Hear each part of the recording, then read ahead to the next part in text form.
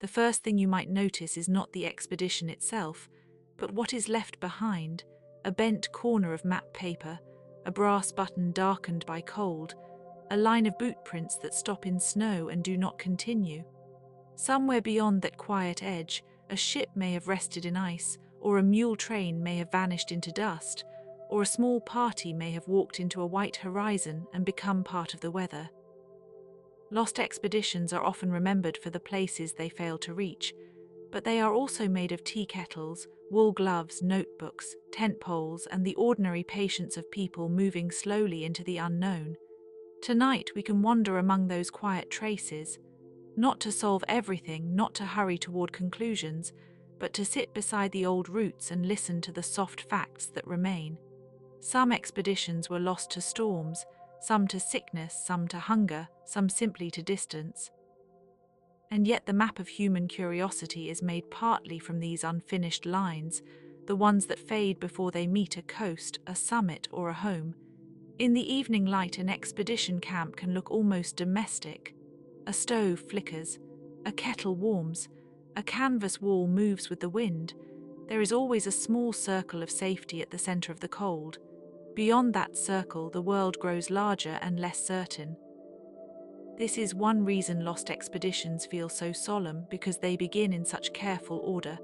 Rations are counted, instruments are packed, names are written in ledgers, someone checks the matches, someone folds the sleeping bag, someone stares for a long moment at the horizon which does not answer. Many old expeditions were not grand in the moment, they were slow, they were uncomfortable, they were full of waiting. A party might spend days loading sledges or arranging camels, or walking behind a guide who knew the safest stones in a riverbed. A diary from such a journey may contain very little drama, just temperature readings, a note about bread, a remark that the wind changed after noon. These small details can feel more intimate than a summary ever could. They show the scale of the effort. They remind us that exploration was often made of routine, repeated under difficult skies. There is something especially quiet about the lost expeditions that crossed ice. The polar regions do not change quickly in the way cities do. A tent can be buried in a season. A sled marker can stand for years and then disappear. The ice keeps its own memory, but it offers it slowly. In the far north, sound travels in a strange, softened way. The crunch of snow, the scrape of runners, the call of a companion across a white field, all of it seems to drift rather than strike. This is perhaps why polar losses feel so hushed. The landscape does not argue, it simply remains. One of the most gentle facts about polar expeditions is that survival often depended on tiny habits: keeping gloves dry, knowing when to stop, remembering to eat before tiredness became too deep, noticing the color of clouds or the feel of the wind against the cheek. A person can imagine exploration as a matter of brave declarations, but so much of it was really attention. Attention to frost, to ice thickness, to the rhythm of breathing, to the sound of boots on frozen ground. When a group was lost, it was sometimes not because one great decision failed, but because 100 small ones became too hard to hold at once. In the Antarctic, where the light can be bright and strangely empty, even a simple object becomes meaningful. A sledge marker, a tin cup, a rope coiled and set down carefully beside a tent. Later, when a search party finds such things, they do not always provide answers. Sometimes they only say, yes, someone was here. Yes, this place was inhabited by effort, and there is something tender in that. A lost expedition does not vanish entirely if a cup remains, or a page, or a photograph whose edges have turned soft with age. The desert keeps its own silence. It is not cold in the same way, but it can be equally indifferent to footprints. Wind erases tracks with practiced ease. A caravan may rest by a dry wadi, wake at dawn, and find that the path behind it already looks older than the day before. Desert expeditions often depended on water more than anything else, which gives every oasis a kind of low, sacred importance. The smell of damp earth, the sight of reeds, the sound of a bucket descending into a well, these were not small comforts. They were the difference between continuing and turning back. Some expeditions into desert regions were lost because they were too sure of a map. A map can be a very kind thing and also a very fragile promise. Ancient routes were often copied from older routes, and older routes from stories, and stories from memory. A line on paper might suggest a straight crossing where the land actually offered only ridge after ridge, heat after heat, and a horizon that kept moving away. The desert teaches humility without raising its voice. It does not need to be dramatic, it only needs time. There are also the mountain expeditions, which seem to collect weather in layers. A slope can look manageable from far away, and then become steep, loose, and cold when a person reaches it. Mountains are full of small decisions, which path to follow, when to rope together, when to rest, when to turn back before the afternoon clouds gather. Many lost mountaineering parties were not reckless in the simple sense. Often they were careful, but the air thinned, the weather changed, and the mountain stayed the mountain. A summit is only one point in a much larger and quieter geometry of risk. The old notebooks from mountain journeys can be especially moving. The handwriting sometimes grows smaller as the weather worsens. A sentence may be shortened, a word left unfinished. There may be notes about frost on the inside of a tent, about boots that would not dry, about a sunrise that was beautiful enough to interrupt concern for a moment. Even in hardship, people notice beauty. That is one of the most human things about expeditions. The world was often dangerous, and still, someone wrote, the light this morning was extraordinary. Not all lost expeditions were remote in the same way. Some vanished on oceans where the horizon circles a ship on all sides. The sea can swallow roots and also preserve them in pieces. A mast, a logbook, a bottle washed ashore, a name carved into a lifeboat, all of these can surface long after the crew has gone missing. Seafaring expeditions are haunted by distance, but also by repetition. The same waves, the same horizon, the same daily tasks of pumping, navigating, mending. If a ship disappeared, the empty stretch of water afterward could seem almost too calm. There is a particular sadness in abandoned harbours where ships once left with confidence. A dock can hold the memory of departure better than the memory of return. Ropes coil on pilings. Salt dries on wood. Gulls circle with no interest in the old route, and somewhere in a captain's cabin, perhaps, a chart once had a line drawn across it with a steady hand. Expeditions begin with ink that looks decisive. Only later do we learn how many of those lines were interrupted by weather, illness, ice, and the simple fact that the earth is large. Some of the most famous lost expeditions became so because people kept searching for them. Search parties, supply runs, rumors from local guides, found journals, photographs, and objects carried home by time. The very act of searching can create a second story around the first. An abandoned camp might be rediscovered years later and made to speak gently through what remains. A spoon can tell of meals. A burned stove can tell of a final attempt at warmth. Even a footprint hardened in mud can feel like a message, though it is only the shape of a moment that happened and passed. The Franklin expedition, for example, has become one of the most discussed of the Arctic losses, yet even here the details are quiet if you sit with them. 2 ships, crews with names and families, ice that held them in place, and a long silence that followed. Later searches found traces, scraps, records, and the shaping force of cold on metal and bone. One can think about this without straining toward the dramatic. It is enough to notice the long patience of the Arctic, and the way history sometimes drifts back in fragments rather than in a single clear account. A lost expedition is rarely only about disappearance. It is also about preparation. Before people departed, someone packed hard biscuit, preserved food, extra socks, medical supplies, notebooks and tools. Someone else checked the weight of the crates. Someone wrote letters. Someone folded a map and put it near a lamp.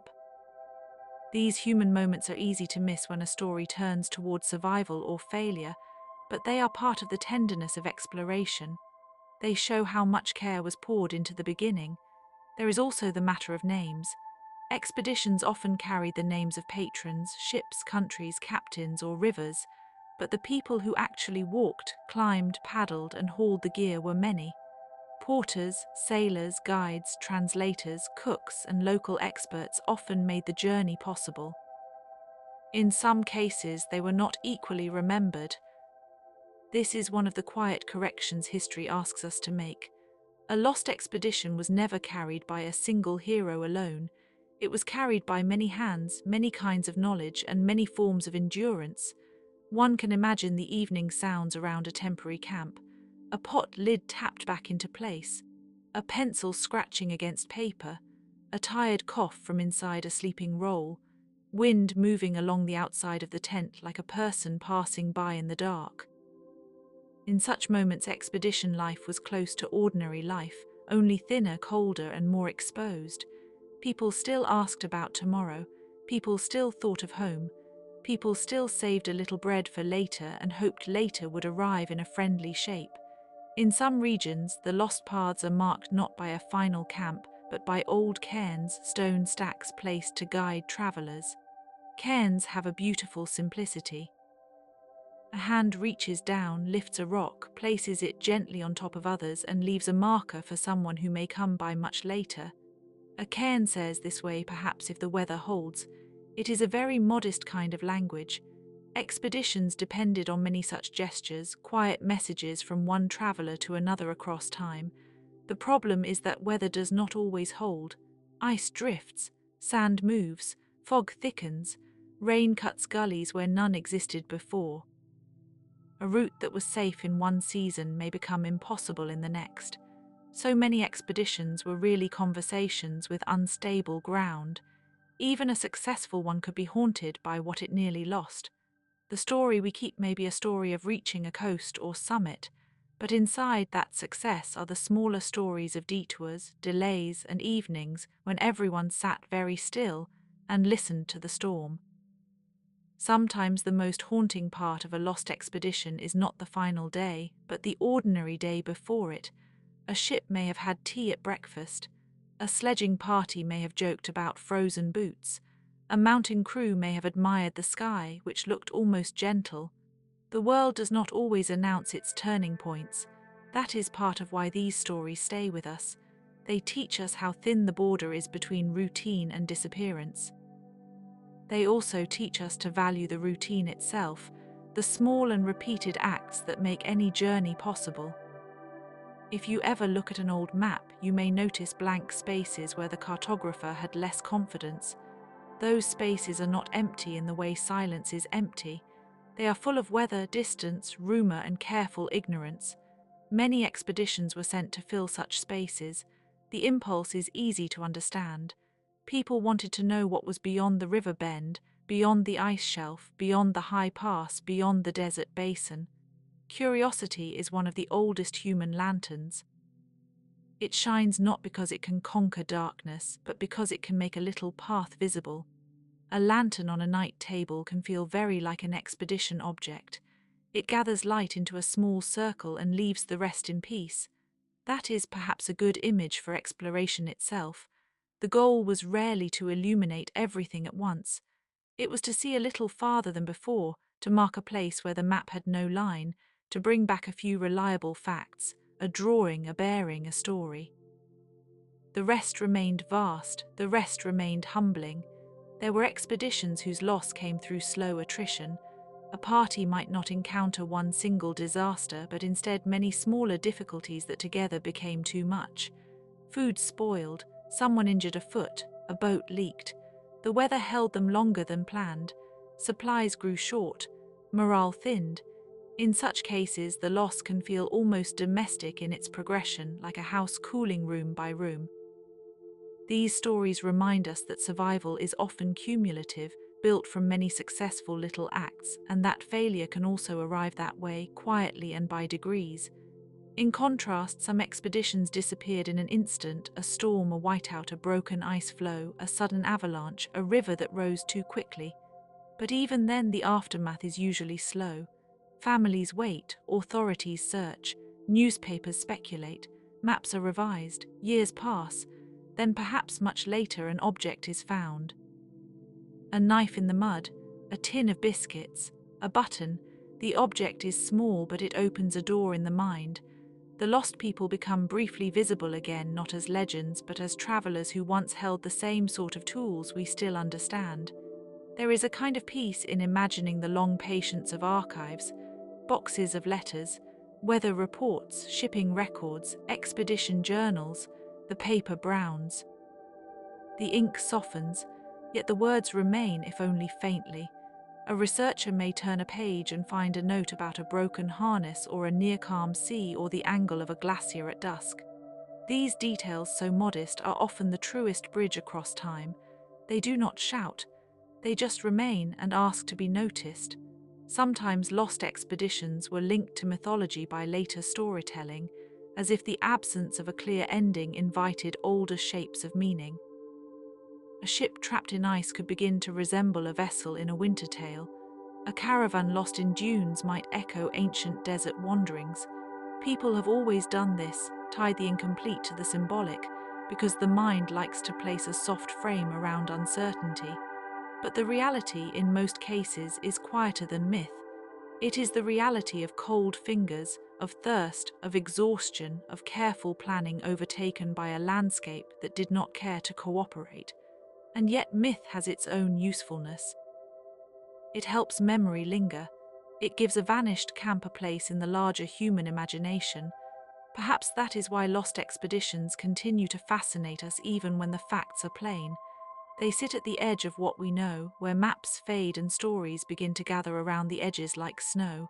We are drawn not only to the danger, but to the attempt, the reaching, the hope, the simple act of moving forward when no one can promise what comes next. In the soft hour before sleep, it can be comforting to think of those attempts without judgment. Not every route had to succeed to matter. Not every ship that sank was meaningless. Not every step into ice was wasted if it taught someone later where not to go, how to prepare, how to listen more closely to the weather. Human knowledge is often built from near misses and unfinished lines. We inherit both the victories and the absences. There are modern expeditions too, of course, though many are supported by satellites, aircraft, and careful emergency systems that older travelers could not imagine. Still, the same old elements remain. Weather, fatigue, terrain, distance. Technology has changed the shape of risk but not erased it. And so the older stories still feel relevant because they speak to something durable in us, the wish to go farther and the wish to return. When return does not happen, we feel the weight of that broken loop very deeply. One quiet fact about many historical expeditions is that they were often timed by seasons. Rivers had to thaw, ice had to harden, monsoons had to pass, trails needed frozen ground or clear passes. The world itself set the schedule. This gave exploration a rhythm unlike modern travel. Months of preparation could be followed by a narrow window of movement, and then waiting again. That waiting may have been the hardest part for some crews. The mind likes forward motion, but the earth moves in cycles, not in wishes. Still, there were small pleasures even on lost journeys. A warm meal, a dry pair of socks, a sunrise that lit the snow pink for a few minutes, a song hummed under breath while walking, the smell of a wood stove, the feel of a compass in the hand. Expeditions were made bearable by such fragments. And when we imagine the people who did not come back, it is kind to imagine not only the end, but also these small comforts that must have accompanied them along the way. If you listen closely to old expedition accounts, you may notice how often people wrote about light. Low sun on ice, a flare over dunes, fog that glowed, the pale wash of an Arctic noon, the long amber of evening in a tent. Light mattered because it changed the emotional shape of the world. It made distances visible or hidden. It made danger easier or harder to judge. It made a camp feel inhabited, even when it sat in a vast emptiness. Perhaps that is why the image of a lantern keeps returning. It is a small human answer to a very large silence. The lost expeditions of the past also remind us how much knowledge came from crossing boundaries. Maps improved because someone went there. Botanical samples arrived because someone carried them carefully. Geological notes were written because someone climbed farther than was comfortable. Even failed journeys sometimes contributed something useful: a better route, a warning, a corrected coastline, a clearer sense of seasonal danger. The world was learned by patient accumulation, and sometimes by those who did not live to see the result. It is natural to feel a little sadness here, but there is also gratitude. Gratitude for diaries saved in trunks, for photographs with fogged edges, for compasses found in museum cases, for the names preserved in lists even when details are thin. Each recovered fragment says that people tried, and that their trying still reaches us. The quiet facts continue to glow modestly under time's dust. In a way, every expedition is a temporary world. A group forms with roles, routines, jokes, irritations, and shared tasks. Then the world disperses. Sometimes it disperses cleanly at journey's end, and sometimes it does not. The lost expeditions are the ones whose world remained open after the people vanished from it. That open space is what feels so strange. Not emptiness exactly, but an unfinished arrangement. A stove left behind, a page half filled, a path still implied. There are places on Earth where old expedition traces are still found by accident. A rope preserved in ice, a bottle in a crevice, a rusted buckle near an avalanche field, a tent pole in a drift. These discoveries are never loud. They arrive like small letters from a distant room. They do not close the story completely, but they make it more human. They tell us that the people were not only names in an archive, they were present in weather, in fabric, in iron, in the shape of their choices. Perhaps that is enough for tonight, though we can continue a little farther, gently. Imagine another camp, this one near a river in the northern evening. The insects have quieted. The water moves darkly with a slow shine on top. A cook stirs a pot. Someone mends a glove. Someone else writes down the miles covered. The day's hardships are not erased, but they settle into a manageable size. For a while the expedition feels almost normal. That normality, so fragile, is one of the things people risked everything to protect. Or imagine a caravan paused at the edge of a dune field. The animals stand with lowered heads. The air tastes dry and mineral. Far away there is the brief shimmer that suggests water, though it may be only light. The leader consults the map once more and then folds it away. It is late enough to camp. The expedition must wait for morning.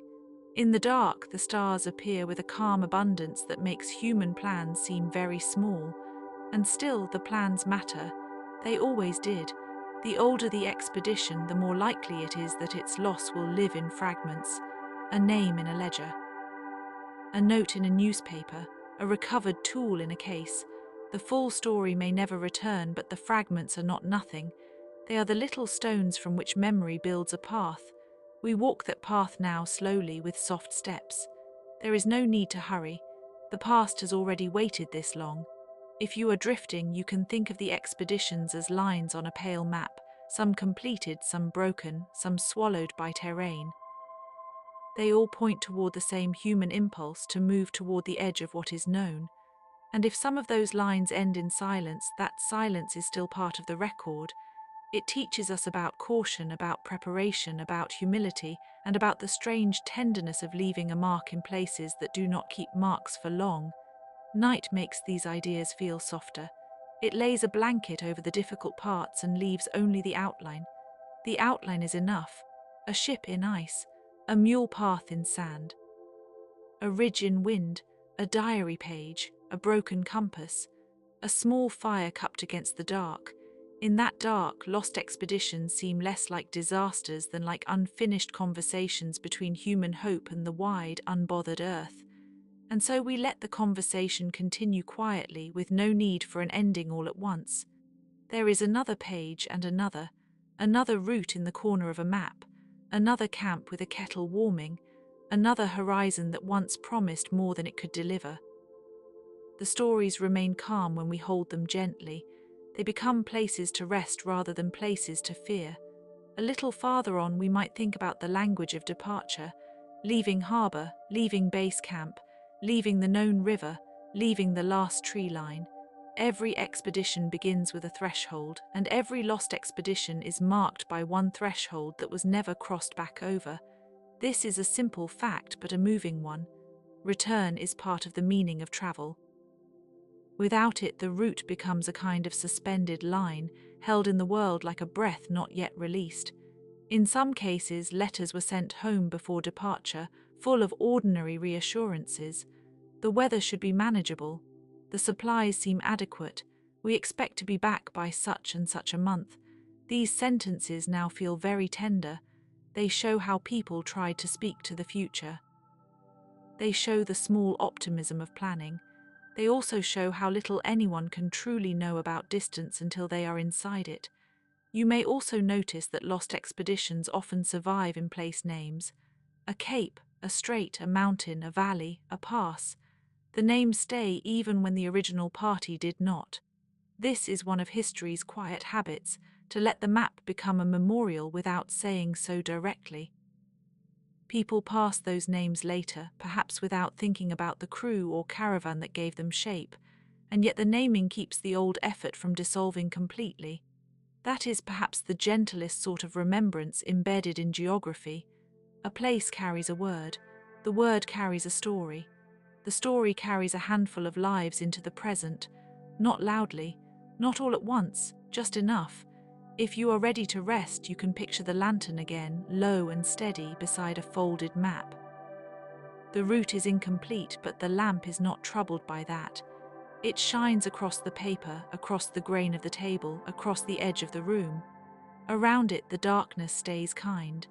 The old expeditions move through that darkness now as soft patterns of memory, ice and sand, rope and smoke, names and traces, all of it settling slowly, all of it becoming quiet. And if sleep comes soon, let it come like fog, gently, with no need to explain itself. The lost places can remain where they are, beyond the lamp, beyond the map, beyond the last line of ink. We have followed them far enough for one evening. The kettle is warm, the page is still, the wind has lowered its voice. The old journeys can rest there in the dark while you rest too. There are even now small reminders of expeditions preserved behind glass, a sextant with a worn edge, a wool cap flattened by time, a folded chart with blue pencil corrections. These objects do not speak in full sentences, but they do not need to. They are evidence of attention, and attention is one of the most soothing forms of human care. Someone once held each of them with intent, and then set them down, perhaps believing they would be used again tomorrow. A modern eye might look at those objects and see fragility. An older voyager would have seen necessity. The sextant told direction. The chart told distance. The cap told warmth. The lantern told a working camp. In lost expeditions, every object becomes more eloquent because it survives the people. It is a very quiet eloquence, but it lingers. It allows us to imagine not just the end, but the ordinary middle, which is where so much of life always lives. And so the story can continue in that middle space for a little while longer. A sled runner cut from wood, a camel bell in a dry basin, a patched sail, a compass needle trembling in cold air, a line of flags across snow, a river mouth with low clouds above it, a notebook filled with weather marks, a spoon, a hammer, a rope, a tin box, a pair of spectacles wrapped in cloth. These things are small, and the more carefully we imagine them, the calmer they become. Some expeditions ended in places that later became national parks, research stations, or tourist routes.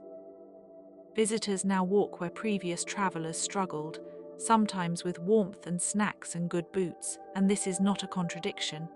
It is just time. The same mountain can be both forbidding and familiar. The same desert can hold danger and beauty. The same ice field can preserve a tragedy and reflect a sky so clean it seems almost new. The earth does not keep one mood forever. The people of the lost expeditions would likely understand that. They knew the variability of the world in a direct way.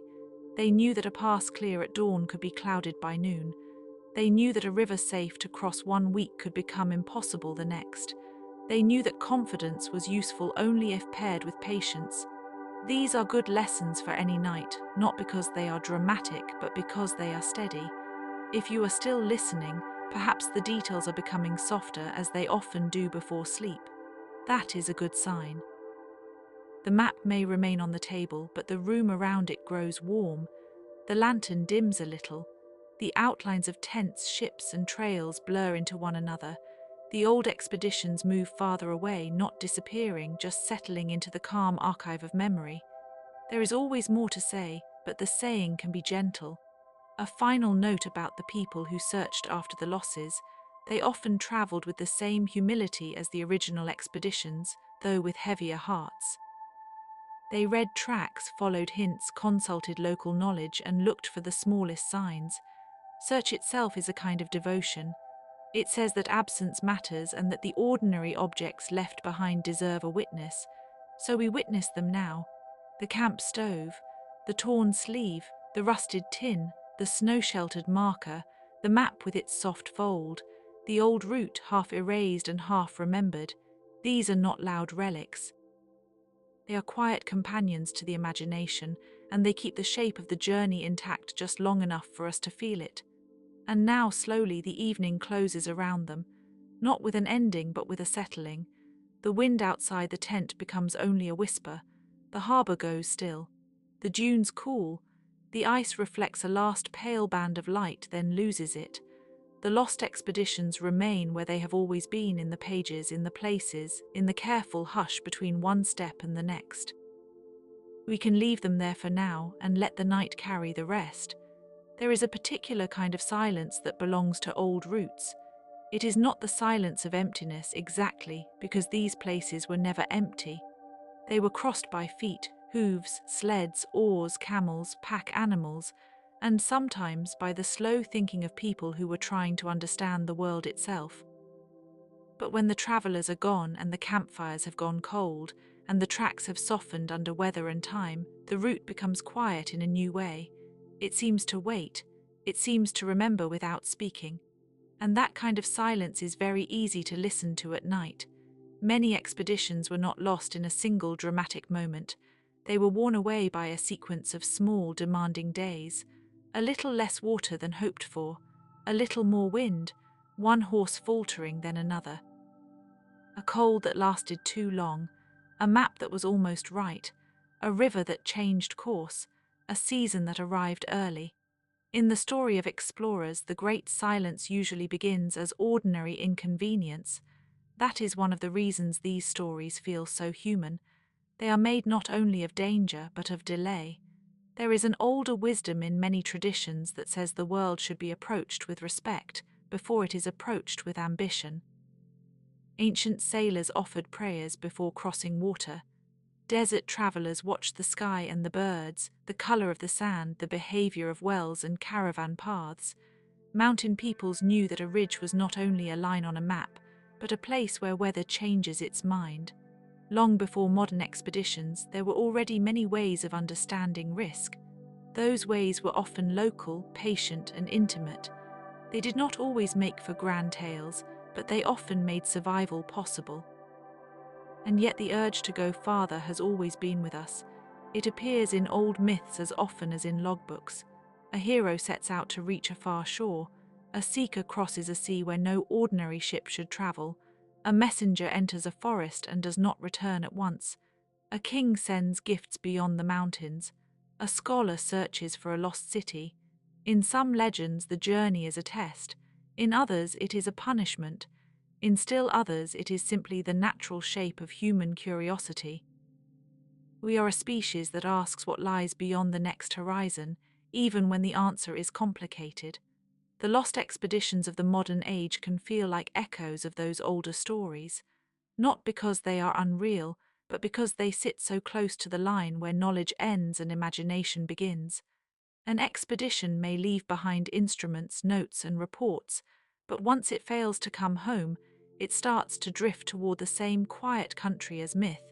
People remember a name. They remember a route. They remember a photograph, perhaps, or a final letter. And then the details become soft at the edges, not because they are unimportant, but because the mind naturally fills the missing spaces with stillness. One of the simplest facts about long-distance travel is that it makes time feel different. A person at home can cross a room and know exactly how long it took. A person on expedition may spend days moving through landscape that seems to repeat itself, while every hour matters. The sun rises, the tent is packed, the equipment is checked, the route is discussed, the wind is measured, the supplies are counted. Then the same sequence begins again. This repetition can be soothing and exhausting at once. It creates a narrow road for the mind. There is little room for extra thought. There is only the next task, the next mark on the chart, the next familiar routine in a place that is not familiar at all. That is one reason journals from expeditions are so compelling.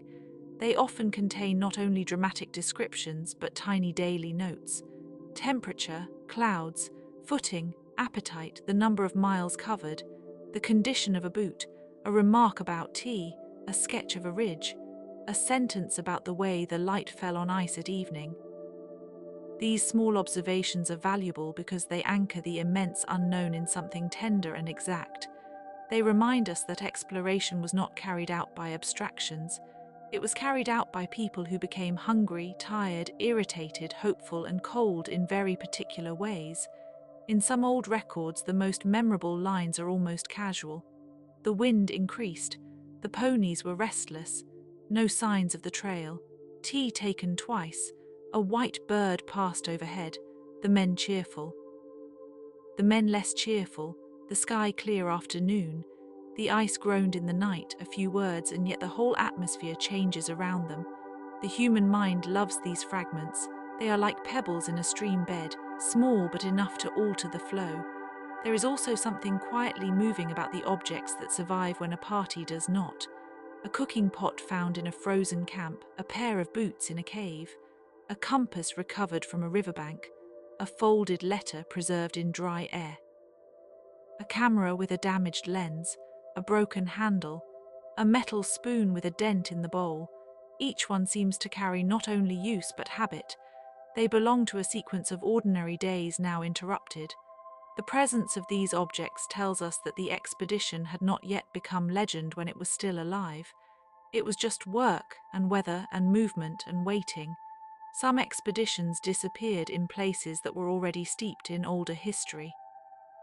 An explorer might have crossed a desert once traveled by caravans carrying salt, cloth, incense, or grain. A party might have followed a river that had already fed ancient cities, and whose banks had seen traders, pilgrims, conquerors, and farmers for thousands of years. A mountain pass that feels remote to us may once have been part of a regional artery of exchange. The world has a long memory of movement, even when individual journeys are lost. This is true in Asia, where silk routes were less a single road than a living web of paths, oases, and agreements between people. It is true in Africa, where rivers and caravan corridors connected communities across large distances. It is true in the Americas, where older trade networks and pilgrimage routes linked regions long before modern borders were drawn. It is true in the Arctic and Antarctic, where ice itself can serve as road, barrier, and archive. Human beings have always gone where they could, and sometimes where they should not, and the land has kept its own record all the while. In the far north, a lost expedition can seem especially haunting because the environment is so quiet and so exacting.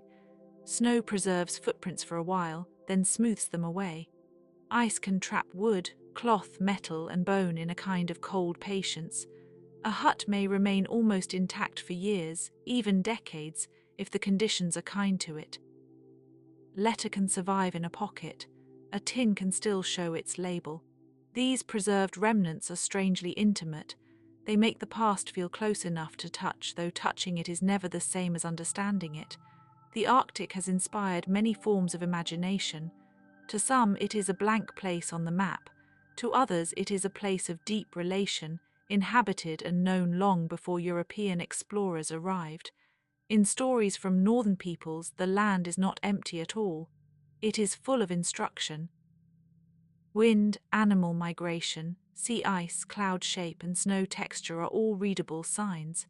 A traveler who ignores such knowledge can be lost, not only in location, but in judgment. Many later expeditions learned this too late, or only after local guides had already done the difficult work of making survival possible. That fact is worth holding gently, because it reminds us that exploration has always depended on many kinds of expertise, not just the names most often remembered. And names matter, of course. Some lost expeditions are remembered because of the people who led them. Their names become attached to a strait, a mountain, a bay, or an entire field of study. But there were always others whose names are harder to find. Sled drivers, ship's cooks, translators, surveyors, sailors, camp assistants, guides, porters, local experts, family members waiting at home. In the quiet history of expeditions, a single official name can stand for a very large group of lives. The more one looks, the more the field widens. There is a tenderness in that widening. It means the story becomes less about a single heroic figure and more about a shared human effort to move through uncertainty. And uncertainty, in the end, is what every expedition carries. Even a successful journey is full of the possibility of failure. That is part of what makes the record so gripping. A line in a journal, a final dispatch, a note made before departure, and after that the silence. The silence does not answer, it simply continues. Sometimes the silence is broken much later by a clue. A wreck is found by chance in a field of ice. A plaque appears in a gravel ridge. A bottle is discovered in an old cairn. A piece of timber is identified by its construction. A photograph is matched to a campsite. A local memory suggests where a route may have bent. In this way, lost expeditions are not always fully lost. They can become partially recovered, a little at a time, like objects emerging from a tide. Yet even when there is new evidence, there may still be no full ending. The journey remains unfinished in the historical record, and that unfinished quality gives it a special atmosphere. It is a story with edges, but not always a center. The mind sometimes wants a final answer where none exists. But there is a quieter kind of satisfaction in tracing what can be traced and accepting the rest as shadow. The old scholars of Alexandria understood that many things survive as fragments, a damaged text, a copied line, a commentary written centuries later, a list of stars, a preserved diagram, a name quoted by another author. From such fragments, whole schools of thought can be inferred, though never exactly reconstructed. The same is true of expeditions, a trail marker, a supply list, a recovered map, a rumor from a nearby settlement, a reference in a newspaper. Each one is a shard of movement. Together they suggest a shape, even if the whole shape remains elusive. There is a quiet comfort in fragments, perhaps because they resemble memory itself. Most people do not remember life as a complete sequence. We remember intervals, a chair by a window, the sound of rain on a roof, a smell of rope on a dock, a page in a notebook, a distant hill under moonlight. In the same way, lost expeditions are remembered through intervals of clarity, a day of good weather, a moment of peril, a recovered photograph, the account of a survivor from a related journey. The rest becomes soft, and softness is not the same as absence. It is simply a different kind of presence. Some expeditions ended in regions where indigenous knowledge had long made movement possible. That is true in mountains, on rivers, across tundra, and through desert. The names of routes may differ across languages, but the practical wisdom often involves the same careful attentiveness. Know where water can be found, know how the weather turns, know when to travel and when to wait, know which ground will hold and which will not. There is an elegance in that kind of knowledge. It is usually not grand, but it is exact. It has grown from generations of listening. The bedtime mind may find this especially soothing because it invites an attitude of gentle attention rather than conquest. Not to dominate the land, but to read it. Not to force certainty, but to move with conditions. The world becomes less like a challenge and more like a conversation. And yet some expeditions were undertaken precisely because conversation was not enough for their sponsors, their nations, or their age. They wanted measurements. They wanted borders. They wanted the line of a coast, the height of a mountain, the course of a river, the existence of a passage. They wanted to place names on what had been unnamed to them. This desire produced useful knowledge, but also many failures.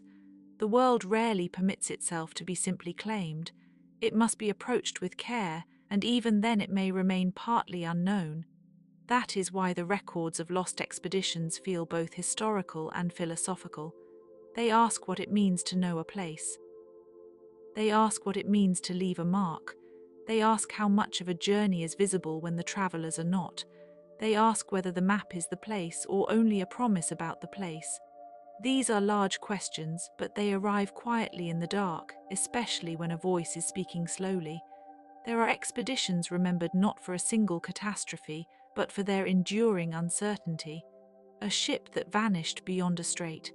A caravan that failed to return from a desert crossing.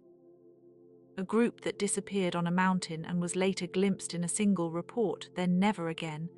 A flight over an ocean that left no trace for years. A small party in the jungle whose trail was reclaimed by green growth almost as soon as it was made. Each case has its own texture, but all share the same essential pause.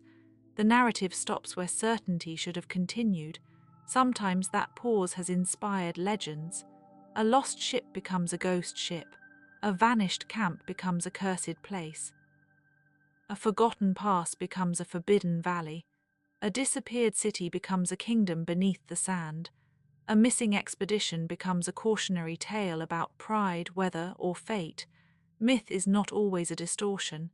It is also a way communities hold uncertainty when facts are incomplete. It gives shape to absence.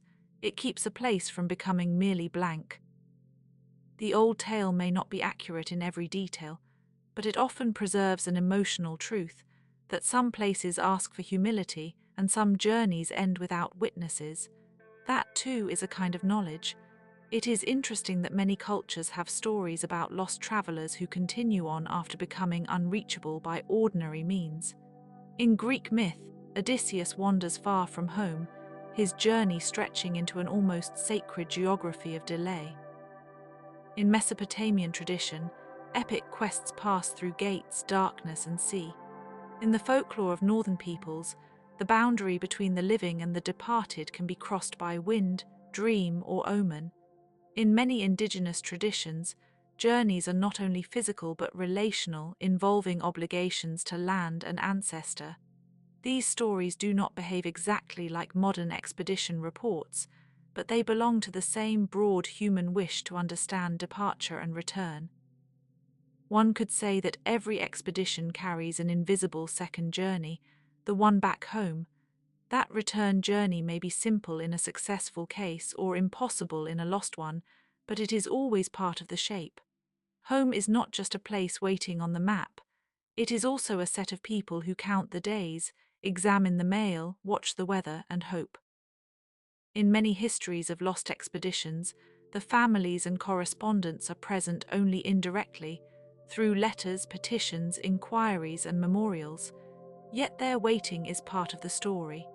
Waiting is a quiet form of endurance, and sometimes the longest part of the expedition is the one that remains behind. There are archives full of these pauses, a shipping ledger with a blank where the return cargo should have been, a newspaper notice asking for information, a telegram from a distant port, a government inquiry, a mention in a diary that someone has not yet come back, a recalculated map that takes the missing route into account, a memorial plaque in a harbour town, a family letter kept in a drawer for decades. These documents are not dramatic in themselves, but together they make an atmosphere. They suggest that an expedition can extend far beyond the moment of travel and into the lives of many others. The loss is distributed across a network of memory. Even the silence has a social dimension. And then there are the places themselves, which continue calmly whether or not anyone remembers their names. A glacier does not hurry. A dune does not explain itself. A reef does not announce its position to ships. A jungle canopy keeps its own shade. A river delta rearranges its channels with patient indifference. Ancient cities, too, can be swallowed not by malice but by slow change. Silt rises, trade shifts, earthquakes come, water tables move, forests reclaim stone. A once busy harbor becomes inland, a road becomes a path becomes a memory becomes a legend. It is a very long, very quiet kind of change. Archaeology sometimes feels like the reverse of a lost expedition. Instead of going into the unknown and not returning, it is the later effort to return to what was once known and is now half hidden. A buried temple, a collapsed palace, a forgotten watchtower, a road network beneath fields. The work is careful and often slow. It requires patience with small finds, pottery fragments, post holes, tool marks, hearths, wall foundations, pollen, seeds, ash. These are modest things, yet they can reveal the structure of entire lives. They remind us that history is often preserved in almost invisible traces. The same principle applies to lost expeditions. A footprint in frozen ground can matter as much as a major report. A stitch pattern on a garment can reveal its origin. A cookpot can suggest the daily routine of the camp. A bit of wax seal can indicate a sender or institution. A rusted buckle can date a journey. A coal fire scar in a cave can point to shelter. There is something very restful about this scale of attention. It values the small and the precise. It asks the mind to slow down and see what is near. That may be why these stories are suitable for bedtime. They do not need to be rushed. They do not require resolution. They can be held lightly like an old compass in the hand. A compass itself is a beautiful object to imagine at night, not because it is dramatic, but because it gives direction without noise. A needle turns, north is indicated, the field is translated into a simple relation. When the world is complex, there is comfort in such modest clarity. Expeditions depended on many instruments like that: sextants, chronometers, barometers, altimeters, theodolites, maps with carefully drawn coastlines, notebooks full of measurements. Each tool represented an agreement between human beings and the world. If we look closely, perhaps we can find our place. But place is not always easy to find, and sometimes the tools themselves become part of the mystery. A broken instrument found far from where it should have been, a watch stopped at a particular hour, a survey marker displaced by ice, a compass recovered with a needle that no longer behaves as expected, a logbook with pages missing, a star chart with a damp corner and blurred ink. Even failure leaves records, and records can be strangely beautiful when handled with care. They tell us that the people involved were trying, and that trying itself deserves remembrance. The old empires understood the importance of routes. Roads were more than convenience. They were power, communication, and tax, but also a kind of shared memory. Roman roads, caravan roads, pilgrimage roads, maritime routes, river paths, mountain passes, all of them linked distant places and allowed stories to move as well as goods. When an expedition vanished on such a route, it entered a larger historical current. Its loss might be measured not only in lives, but in interrupted exchange. A message never delivered, a supply never received, a survey never completed, a treaty never confirmed, and yet roads once abandoned can become quiet again. Grass grows through stone, sand covers wheel ruts, lichen softens markers, trees press roots into old embankments. Monks, nomads, shepherds, traders, and birds may still use a place, but the great structure of movement fades from sight. Somewhere in that fading, lost expeditions settle into a special kind of afterlife. Not supernatural, just historical. They become roots of the imagination. People trace them in books, in museum cases, in documentary maps with dotted lines. Children hear about them in classrooms. Scholars write about them in careful language. Artists paint them. Filmmakers restage them. Novelists borrow their atmosphere. A public memory forms around the absence. There is a gentle sadness in this, but also a kind of honor. It means the lost were not simply erased.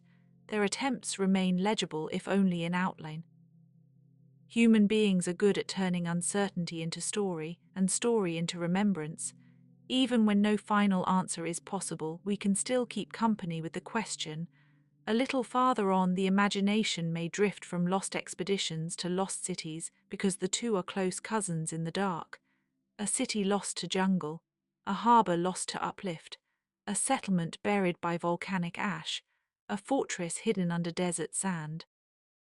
A ceremonial centre abandoned and later rediscovered by chance, a place known in fragments from texts then matched to the ground centuries later. These are not expeditions themselves, but they form part of the same broad fascination. They ask where the past goes when it is no longer visible. The answer is simple and strange. It stays where it is but covered, stone under root, wall under soil, street under silt, harbour under mud, palace under dune.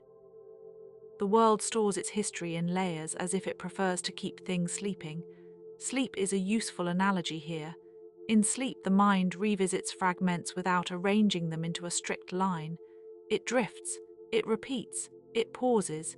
It makes familiar things a little mysterious and strange things a little familiar. Lost expeditions do something similar in the historical imagination. They loosen the map. They invite us to think in fragments, in weather, in distance, in waiting. They encourage a slower mode of attention. If a person is lying in bed while hearing this, perhaps that slower mode is already arriving. The day's edges may be becoming less distinct. The practical concerns of morning may have receded. The room might now feel like a small, safe harbour. In that kind of space, stories of vanished travellers do not need to be frightening. They can be companionable. They can remind us that uncertainty is a condition shared by everyone, everywhere, at every time, and yet life continues anyway. A caravan in the dark, a ship under stars, a hut in snowfall, a tent on the plain, a journal closed for the night, a lamp trimmed low, a kettle settled off the boil. These are simple images, but they hold a great deal. They hold work and rest, ambition and caution, science and superstition, courage and routine. They hold the human wish to move forward and the equally human need to pause. They hold the possibility that tomorrow will be clearer than today, or perhaps not. The lost expeditions live inside that possibility, and so do we. It is worth remembering that not every unsuccessful expedition was a total failure in the broader sense. Some mapped coastlines more accurately. Some collected specimens. Some learned something important about weather, glaciers, disease, or navigation. Some built relationships with local communities that outlasted the journey. Some inspired later travelers to prepare more carefully. Some contributed to the gradual correction of mistaken assumptions. In history, even a closed path can make future routes safer. A vanished attempt can still leave knowledge behind. That is a very quiet form of legacy, and legacy itself is often quieter than people expect. It is not always a monument. Sometimes it is a method, a corrected chart, a safer crossing, a better understanding of seasonality, a story told carefully around a fire, a note in a ledger, a warning passed from one traveller to another. The world improves by these small inheritances. They are rarely celebrated as loudly as discoveries, but they endure. The earliest navigators probably understood this instinctively. Before there were precise maps, there were remembered bearings. Before there were standardized instruments, there were stars, currents, landmarks, bird migrations, smell, sound, and the feel of water or ground underfoot. The ocean, the steppe, the desert, and the high mountain all taught their own grammar. Expeditions that forgot to listen sometimes vanished. Those that listened well had a better chance of returning with knowledge rather than loss. And still, even careful listening does not guarantee success. This is one of the strange comforts of these stories. They do not promise control. They present effort without certainty. That is a truthful shape of life. Most people live it every day in smaller ways. We plan, we prepare, we cross from one room to another. We make a call, send a message, catch a train, begin a project, make dinner, check the weather, hope the road will be open. We are all in miniature, travelers dependent on conditions we do not fully command. Perhaps that is why lost expeditions continue to fascinate. They magnify our own situation without shouting. They show us the long form of what it means to be temporary and brave. A candle burns for a while. A map is unfolded. A coastline is traced. A star is read. A route is chosen, a line is followed, a camp is made, a cup is shared, a page is turned, a season changes. The rest is weather, and weather is a great editor of human plans. There are stories of expeditions that were delayed by ice and then overtaken by winter, of river journeys blocked by flood, of desert crossings slowed by sandstorms, of mountain parties turned back by altitude sickness, of scientific teams whose equipment failed just when it was most needed. These details may sound technical, but they are full of life. They are the practical grammar of survival. A stove working means warmth. A rope holding means trust. A sled runner breaking means delay. A storm lifting means relief. The body understands these things long before the mind names them. Sometimes the most haunting part of a lost expedition is the final ordinary action we can imagine. Someone tightening a strap, someone making tea, someone noting the sky, someone deciding to wait one more day, someone stepping out to inspect a snow line, someone looking back toward the camp, someone closing a journal. There is no theatrical ending in these gestures, only continuity interrupted. That interruption can be more moving than spectacle because it feels so close to the shape of real life. Real life is often interrupted in small, unsignaled ways. A plan changes, a door closes, a message is delayed, a year turns out differently from expected, a journey ends sooner than hoped, a longed-for return does not happen on the intended schedule. The old expeditions intensify that feeling and place it against vast landscapes, where the scale makes the interruption visible. There is a kind of mercy in scale, too. A person can stand on a ridge and see how much world remains beyond the ridge. A sailor can look at the horizon and know that the sea extends beyond what is visible. A desert traveler can understand that a single dune is only one shape in a larger field. A night sky can make the self feel small, but in a reassuring way, because smallness means belonging to something larger and enduring. Lost expeditions sometimes teach the same lesson. The world is vast, human life is brief, and yet the brief life can leave traces, inquiries, maps, stories, and careful acts that continue long after. If the voice in the room is still steady, then the story can soften a little more. Imagine, for a moment, an expedition camp near water at dusk. The light is low and kind. The kettle is warm. Tools are laid down carefully. A dog lies near a tent flap. The notebook is closed. The wind has dropped for the moment. Nearby, the land is old in ways no one can fully count. Beneath the ground, there may be earlier paths, older camps, traces of people who were there long before the present travelers arrived. The expedition sits inside a much older human geography, often without knowing it. That is true in almost every place. We move through layers of previous movement, and perhaps this is one of the deepest comfortings of all. We are never the first to stand in a place and wonder. Ancient astronomers did it with the sky. Ancient sailors did it with stars and tides. Ancient architects did it with stone and shadow. Ancient farmers did it with soil and water. Ancient poets did it with grief and return. Modern explorers did it with instruments and charts.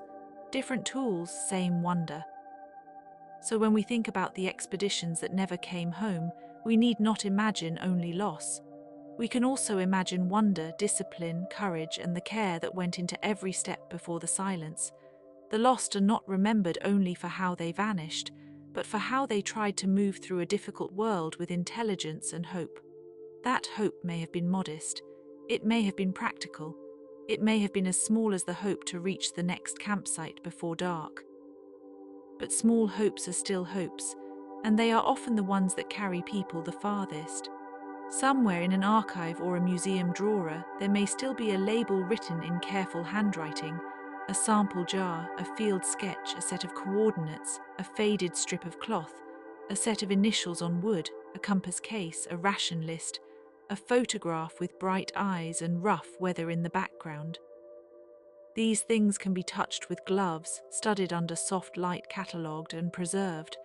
Their preservation is an act of quiet kindness across time. It says, you were here, you mattered, we are listening. That act of listening does not solve every mystery, but it keeps the mystery from becoming neglect. It allows the question to remain open without becoming empty. And now, as the night deepens, we can let the question rest. The maps are still there, folded or spread out, but they no longer ask to be followed tonight. The distant coasts have become lines of thought. The old deserts are only warm shadows. The ice fields are pale and still. The mountain passes are softened by moonlight. The caravans, the sleds, the ships, the survey parties, the scientists, the guides, and the watchers at home all recede into a single calm horizon. What remains is the feeling of careful attention, a lantern lowered, a page turned slowly, a route remembered, a name spoken softly, a place preserved in story. If you wish, you can imagine all those lost tracks lying under a thin layer of snow or sand or dust, not erased, just resting. The world is full of rests. Trees rest in winter, tides rest between their movements, old roads rest under grass, forts rest under ruins, questions rest until someone asks them again. And in the same way, these expeditions rest in their quiet unfinishedness, no longer hurrying anywhere. So let them be quiet now. Let the compass needle settle. Let the last campfire ember fade. Let the harbour water go dark. Let the desert wind drift by. Let the glacier hold its cold memory. Let the old maps fold into sleep. The lost expeditions remain part of the great human wandering, but tonight they need not wander any farther. They can be held gently in the mind for a moment, then allowed to become soft and distant, like a story half remembered just before dreams begin. And as that happens, the room becomes calmer, the air becomes slower, and the night can continue on its own, carrying every unanswered journey in a way that asks nothing more from you now. And in that calmer place, where the mind no longer needs to search so hard, we can think of all the quiet people who stood at the edges of those journeys without ever being named in the grandest versions of the story. The mapmaker's assistant who ground the ink, the cook who counted the last sack of grain, the ship's boy who learned to read cloud shapes before he learned formal lessons, the guide who recognized a stream by the stones in its bed, the pack animal keeper who knew when a mule was tired before the animal could show it plainly, the interpreter who heard several languages in one afternoon and carried them all carefully, the family member who stayed behind and waited through one more season and then another. These lives rarely appear in dramatic summaries, but they are part of every expedition's true texture. A long journey is never made by one person alone, even when one name is written at the top of the page. It is made by hands that tied knots, packed tea, repaired boots, stowed tools, stamped forms, mended clothing, and remembered directions. It is made by voices speaking at dusk, by shared meals, by the patience of those who stayed with the work after the excitement had worn off. There is something especially gentle in that thought. History, when seen from far away, can look like a line of famous names and dramatic endings, but when seen up close it becomes a field of ordinary attentions. Someone sharpened a pencil, someone marked a margin, someone waited for a rainstorm to pass, someone dried socks by a stove. Someone counted the days until a ship was due to return. Someone watched the horizon and then looked away because watching too long could hurt. And in many vanished expeditions, it is the small details that remain most tenderly. A button found in a riverbank, a tent peg pulled from frozen ground, a notebook wrapped in cloth, a brass compass with a cracked glass face, a line in a letter that says only that the weather is difficult but manageable, a reference to berries gathered at the edge of a forest, a note that the sky was clear enough for stars. Such details are modest, yet they open a window. They show that the people who ventured into unknown places were not made of legend at the time. They were tired, practical, hopeful, and busy. This is why lost expeditions can feel so close even now. They are not only stories of danger, they are stories of daily routine stretched into extreme conditions. They are stories of ordinary endurance in extraordinary landscapes. A ship in the Arctic still needs bread. A caravan crossing a desert still needs water. A climbing party on a remote ridge still needs to plan the next morning. An archaeological team in a ruined valley still needs careful notes and clean hands. A river survey still has to contend with insects, mud, glare, and the simple fact that daylight ends. The earth is full of places where work becomes difficult not because people are careless, but because the world itself is large and the weather has its own plans. Sometimes the lost expedition remains mysterious because the land is so vast that it can absorb a human path almost immediately. Sand can cover footprints in a night. Snow can smooth a trail by morning. A river can rearrange its banks in a flood. A forest can grow over an old path until only those who know the hidden signs can find it again. In dry places, objects may remain for centuries, and in wet places they may disappear quickly. Each landscape keeps its own kind of memory. There are old roads in deserts that were once marked by stone cairns, little patient reminders to travelers that they were not alone. There are mountain routes where a line of steps, cut into rock long ago, can still be followed if the light is right.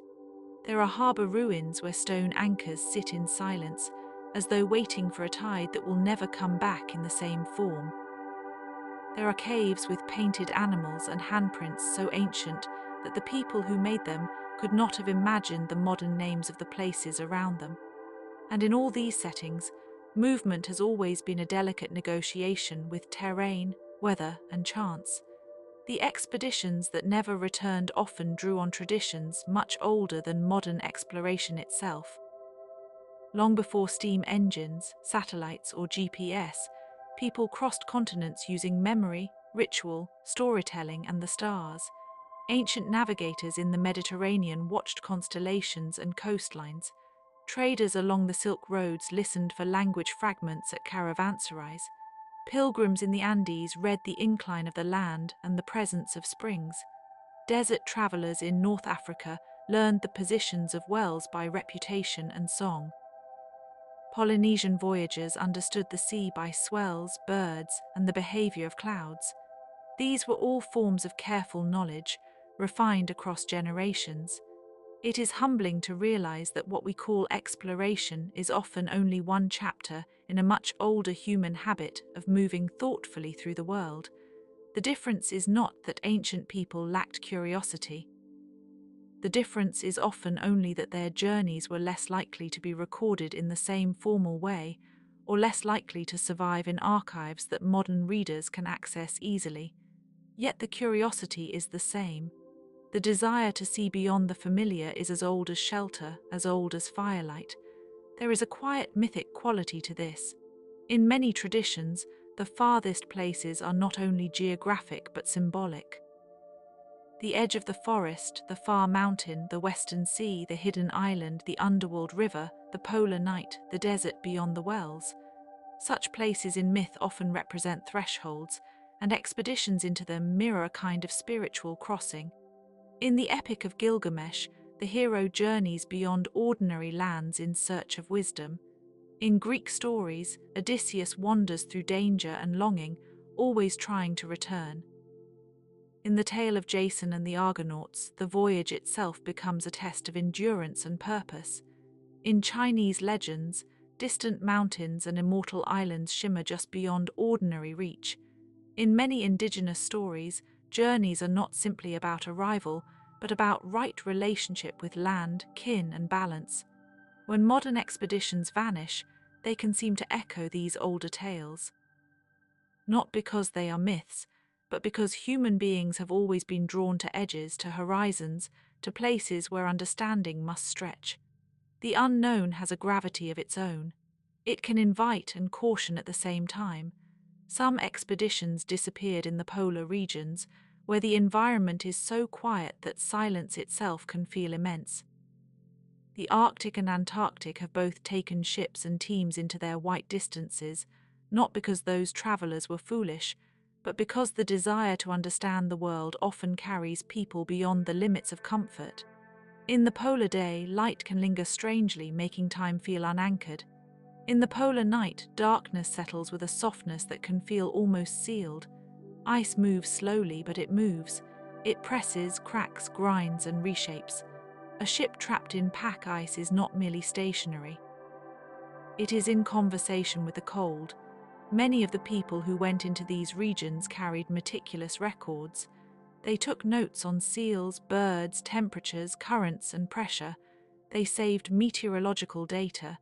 They observed the color of the sky and the sound of the ice. Even when the outcome was tragic, the work itself often expanded human knowledge. A failed expedition could still refine maps, identify hazards, and deepen understanding of climate and geography. This is one of the strange and sobering gifts of difficult journeys. They sometimes make the way easier for others who come after. The same is true of desert expeditions, where the scale of emptiness can be misleading. A desert is not empty. It is full of heat gradients, hidden water, mineral colors, animal tracks, and ancient roots. It contains fossil beds, forgotten lakes, buried settlements, and inscriptions cut into stone.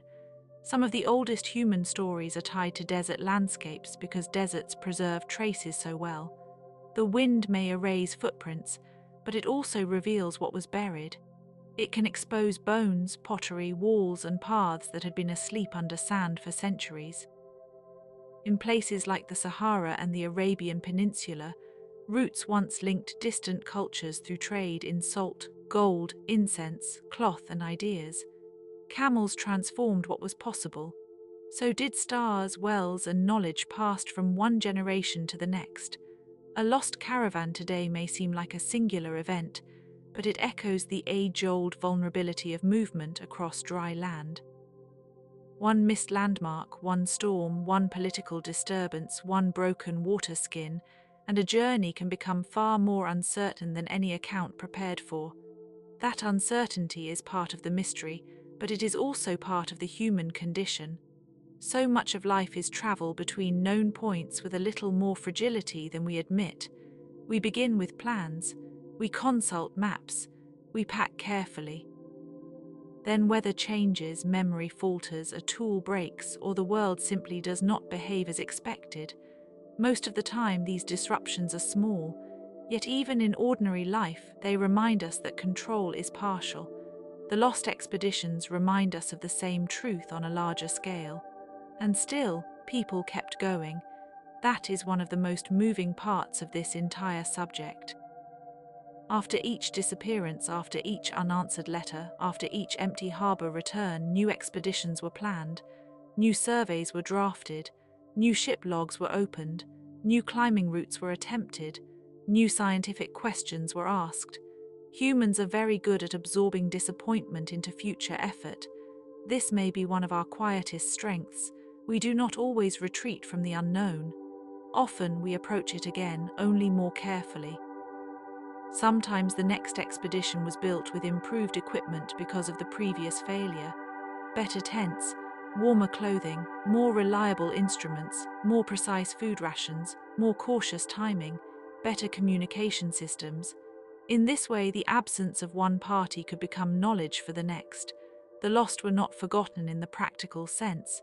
Their experience, however tragically incomplete, became part of a wider learning process, and if that feels coldly technical, it need not. There is tenderness in learning from loss. A society that studies what went wrong is a society that remembers. The adjustment of a route, the redesign of a sled, the change in a climbing schedule, the inclusion of extra fuel, the respect for seasonal storms, all of these may be quiet memorials. They are not stone monuments, but they are acts of care.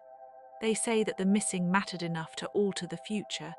In older civilizations, memory often took monumental forms. The Egyptians carved names into stone and buried texts with the dead to guide them through the afterlife. The Mesopotamians recorded kings, floods, and omens on clay. The Maya built cities aligned with celestial cycles and left inscriptions that still wait to be fully understood. The Greeks raised temples and inscribed victories and dedications. The Romans built roads and milestones, practical structures that also served as a statement of presence. Even when civilizations disappeared or transformed, traces remained in ruins, reliefs, fragments, and broken vessels. These remnants create a feeling very similar to the feeling of an unfinished expedition. A civilization is a collective journey with uncertain endpoints. It too can become lost, at least in part, through collapse, migration, climate change, war, trade shifts, or slow cultural blending. Yet the pieces stay behind, and later generations wander among them trying to understand what was carried, what was lost, and what was transformed into something else.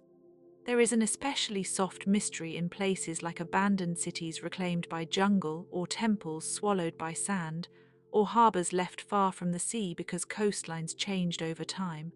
A wall covered in roots, a statue with only one remaining hand, a staircase leading to nowhere because the building around it has fallen away.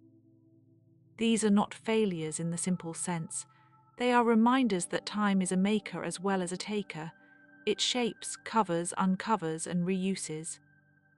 The expeditions that never came home often travelled through such layered histories without fully knowing it.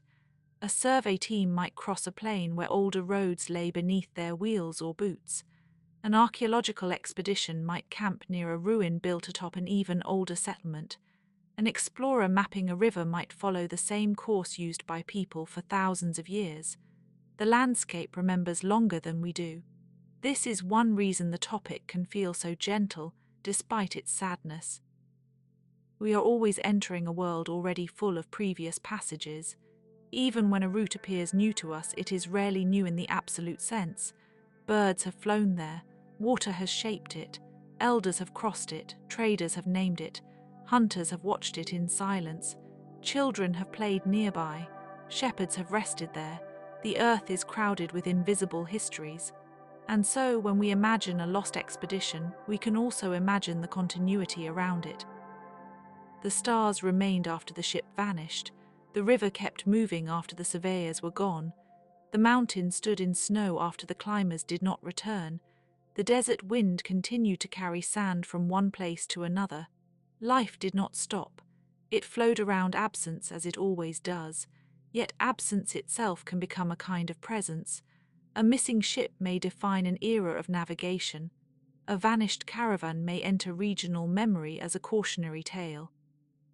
A silent camp may be found later by another traveller and entered into folklore. A failed crossing may be remembered in local oral history with details absent from written records. In this way, the lost are not erased. They are woven into the cultural weather of a place. Folklore has always had room for the unreturned traveller. There are stories of people who walked into mountains and never emerged. There are tales of islands that appear only under certain moons. There are legends of white cities in the desert, hidden lakes, endless libraries, and roads that loop back on themselves. These stories may not be literal, but they honor a truth. Some places are difficult enough that they become legendary. The line between geography and imagination grows soft at the edges, and perhaps that softness is useful at bedtime. The mind does not need sharp certainty every minute of the night. It can rest among approximations, old maps, and slow-moving questions. It can think of the world as a quilt of known and unknown patches, stitched together by human hope. A lost expedition is then not only an event but a thread in the larger quilt, a thread that disappears into one side and reappears in another, transformed.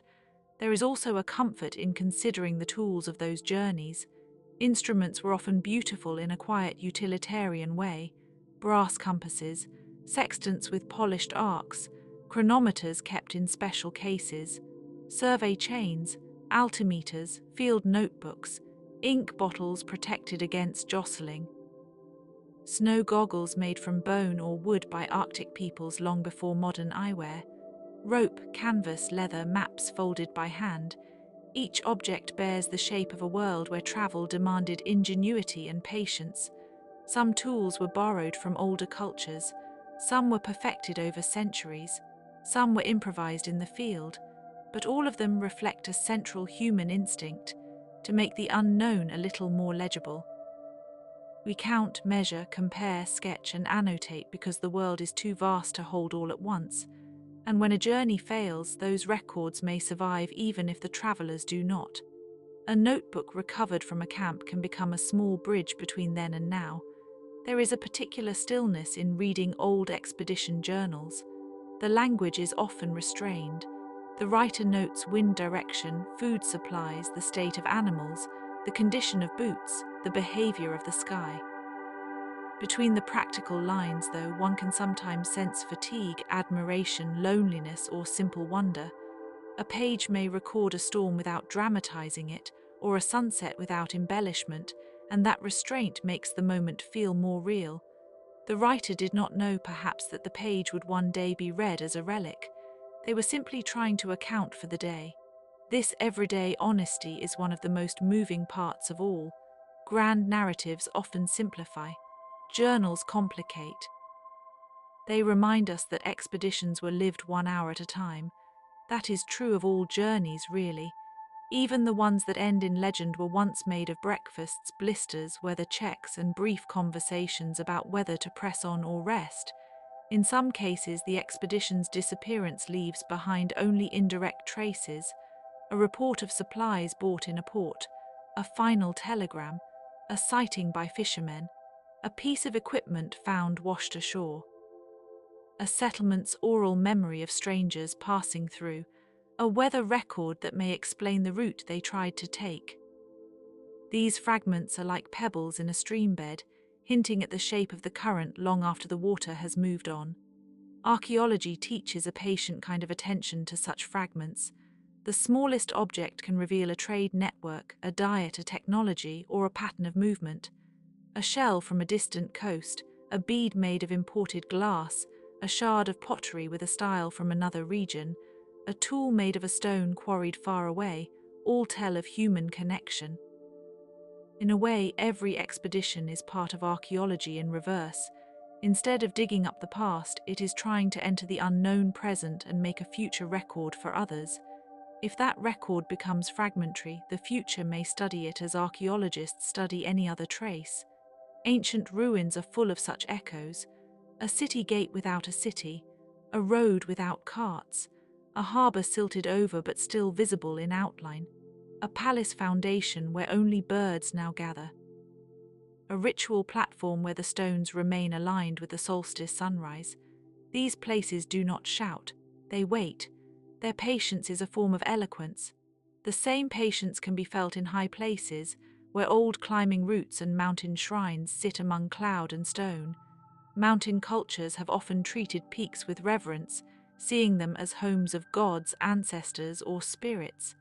Even modern mountaineers, with all their equipment and calculation, often speak of mountains with a similar respect.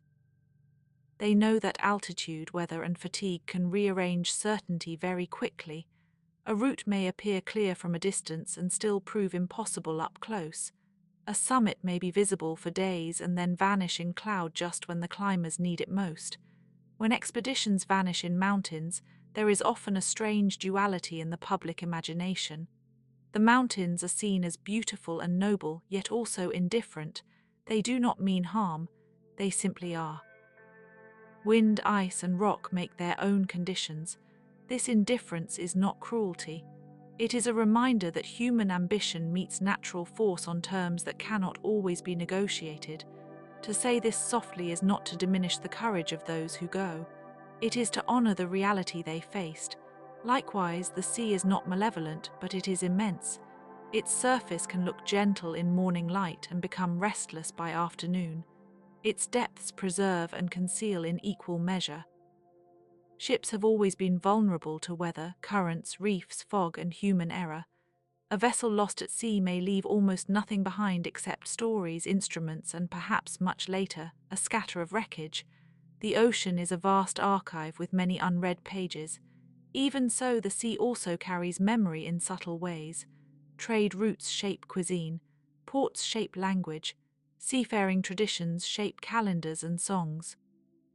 Coastal communities often remember old wrecks, old storms, and old sightings with precision. The names of capes, shoals, and harbours can encode centuries of caution. A map is not only a guide, it is a sediment of experience.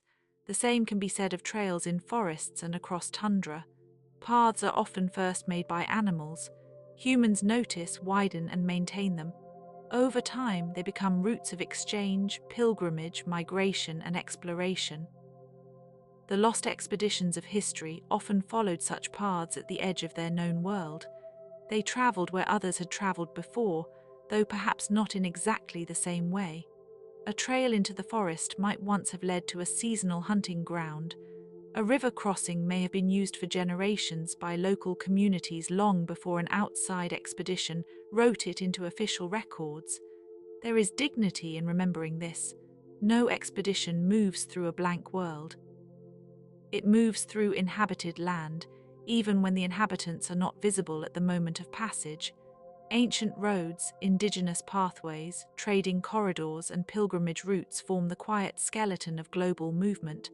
Exploration is often a matter of learning to read what others already knew. And if some expeditions did not return, local knowledge may still preserve what happened in forms not always recognized by official history. A seasonal story, a taboo around a valley, a place name that encodes a warning, a song about a cold crossing, a memory of strangers who came with strange tools and did not come back. Such traditions are valuable not as exotic curiosities, but as living records of relationship between people and place. In the evening quiet, it is comforting to think of how much wisdom survives in such forms. Not every memory is a document. Not every truth is in a museum case. Some knowledge is held in voices, gestures, and repeated care.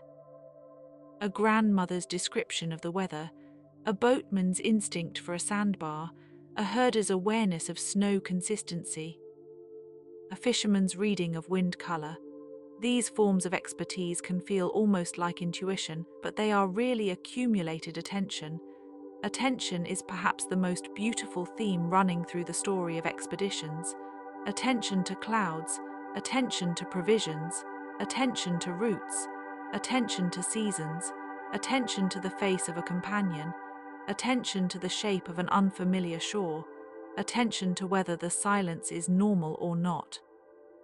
Attention is what allows people to travel well, and what allows later generations to remember respectfully. It is also what allows us, from the warmth of a bed or the quiet of a room, to hold these stories without being overwhelmed by them. We do not need to solve every disappearance tonight. We do not need to identify every lost camp or reconstruct every final hour. We only need to sit with the fact that people have always gone outward with hopes, and sometimes the world kept them longer than anyone wished. That fact is sad, but it is not empty. It contains love, duty, ambition, and the old human wish to know more than we know now.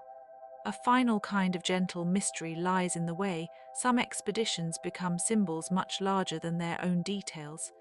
The idea of the missing ship becomes a symbol of all unreturned quests. The missing polar party becomes a symbol of endurance and fragility.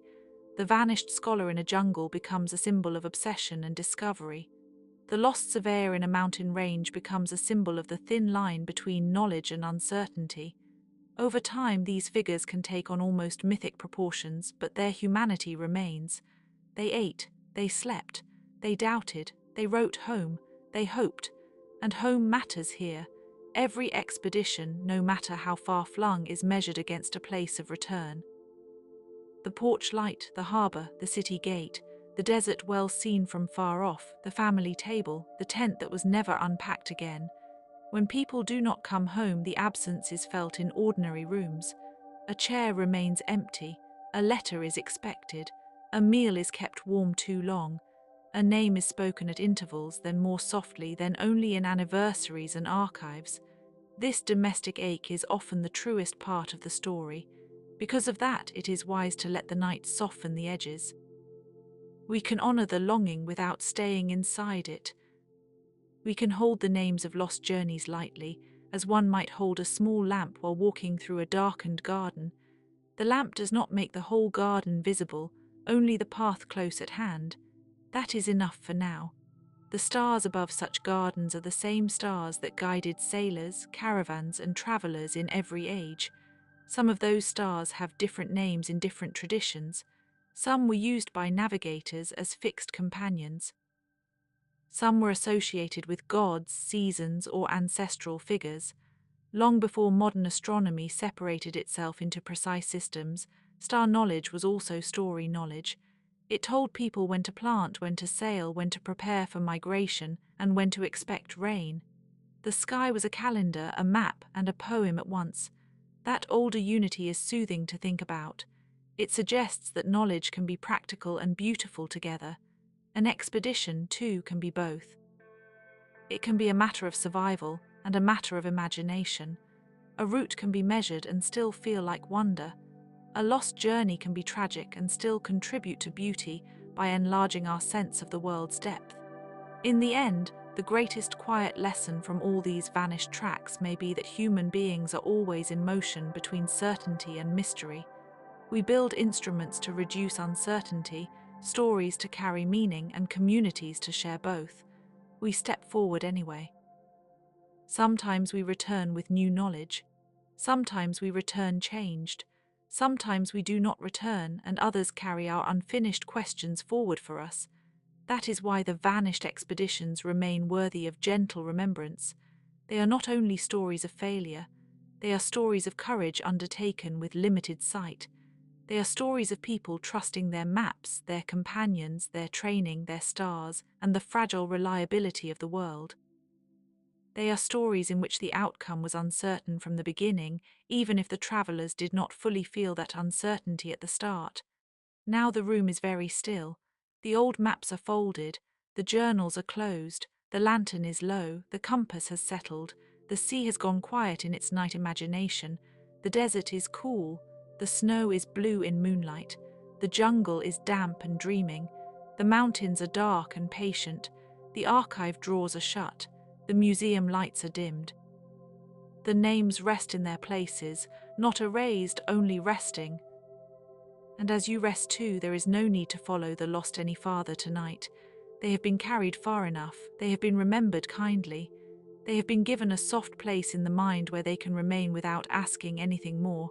So let the questions become light, let the distance become gentle, let the old journeys settle under the surface of sleep, let the stars keep watch, let the night keep watch, and let your thoughts at last come home. The quiet after such stories has its own kind of depth. It is not empty. It is full of the small, ordinary continuities that remain when great ventures fade. A lighthouse still turns. A river still moves in its channel. A dry hillside still holds the shape of last month's rain. In a kitchen somewhere, a kettle begins to warm. In a port city, ropes are coiled and stacked, waiting for a day that is not yet named. The world continues in patient pieces, as if it knows how to carry both arrival and disappearance without strain. And so we can linger a little longer with the thought that every expedition, even the ones lost to silence, began with the same simple acts. Someone sharpened a tool. Someone folded cloth for the journey. Someone checked water skins, counted biscuits, packed dried fruit, mended a strap, consulted a weather sign, or watched the sky for the right season. The beginning of a grand adventure often looks in memory less like triumph and more like care, small practical care, the sort of care that belongs to all human labor. This is one reason the histories of lost expeditions feel so human, even when the landscapes are immense. They are built from habits. They include names written in lists, supplies ticked off by hand, repeated instructions, and the domestic logic of getting ready. A crew in an Arctic harbor would have known the smell of tar, wool, and cold iron.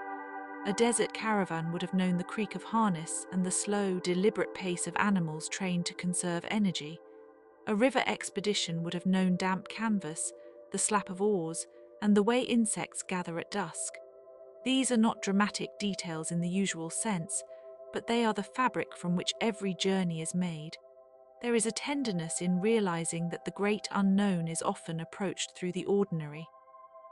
The explorers of old, the traders, the pilgrims, the surveyors, the diplomats, the wandering scholars, the seekers of gold or spices or sacred places, all carried the same basic hopes.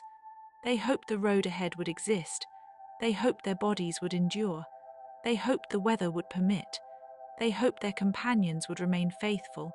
They hoped that a landmark described by another pair of eyes would still be there when they arrived. Long before global maps became coherent enough to fit on a wall, people traveled by memory and by trust. They remembered the bend of a river, the pattern of a ridge line, the smell of salt before the sea appeared, the season when certain birds returned, the way a mountain could look blue at dawn and black by evening. In many cultures, navigation was also an intimate social practice. It passed from elder to younger, teacher to apprentice, parent to child. It lived in songs, chants, proverbs, and stories. A route could be encoded in a tale about a bird, a hero, a goddess, or a star. To remember the path was to remember the story. To forget one was to risk forgetting the other. That makes the missing expeditions feel especially poignant, because they often crossed the threshold where memory could no longer follow. Once a party disappeared beyond the known trail, the story changed. It became a matter of rumors, assumptions, fragments, and guesses. A campfire found abandoned, a supply cache untouched, a last note smudged by weather, an object recovered years later, half buried in sand or ice, carrying only a small remainder of the human presence that had once surrounded it. Such objects can be strangely intimate. A spoon, a button, a journal page, a rusted compass, a carved bead, a broken seal, a boot sole hardened by age. These things do not explain everything, but they bridge the distance between the living and the lost. They remind us that history is often made of what survives by accident. A kingdom can fall, a fleet can vanish, a route can be abandoned, and still some tiny trace waits to be found much later, when the people who made it are already long gone. In the ancient world, this would have been understood in a different way, but not an unrelated one. The Egyptians wrote of journeys to the land of Punt, a place of distant goods, incense, and wonder, where the shoreline shimmered with trade and possibility. The Greeks told of voyages to the edges of the world, where monsters, deities, and strange peoples lived in the imagination of the mapmakers. The Mesopotamians, with their deep attention to river and star, knew that travel meant crossing both physical and symbolic boundaries. The sea, the desert, and the mountain pass all had their own thresholds, and thresholds were never entirely safe. Even myth remembers the risk of not returning. Odysseus, for all his endurance, is remembered because the road home was long and interrupted. The hero Gilgamesh, seeking what cannot be kept, walks into the wilderness of grief and knowledge. Jason sails with companions who are brave and flawed and not always wise, toward an uncertain prize. In these stories, the journey matters as much as the destination because it reveals the cost of moving beyond the known. Myth does not merely entertain, it keeps a quiet record of human unease with distance. The same unease can be felt in the histories of real expeditions that went missing among the ice. The Arctic and Antarctic, with their enormous whiteness, seem at first like blank spaces, but they are not blank at all. They are crowded with forces. Wind carves the snow into ridges. Temperature changes crack the sea ice. Fog can arrive with almost no warning. Light shifts strangely, especially in high latitudes where the sun may circle low or remain absent for long stretches. In such places, an expedition is never only a matter of direction. It is a negotiation with weather, patience, and memory. The silence of ice is especially affecting because it can preserve and conceal at once. A body, a sled, a tent, a cooking pot, a letter in a tin box, a boot print that turns into fossil-like form and lasts beyond a season, all of these might remain. Or nothing might remain except the knowledge that someone was there and then was not. The landscape is so large that human absence feels tiny, and yet the very scale of the place gives the loss a solemn weight. One can imagine the last camp with the faint smoke smell gone from the air, the rope slackening, the canvas moving slightly in the wind, and then the long hard quiet that follows.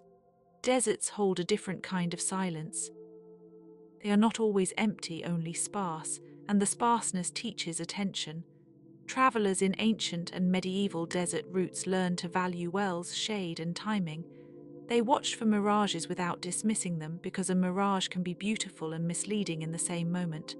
Sand can conceal footprints almost as soon as they are made. A caravan might know the route by landmarks that seem to outsiders unremarkable: a low ridge, a lone tree, a stone outcrop, a valley where the wind changes.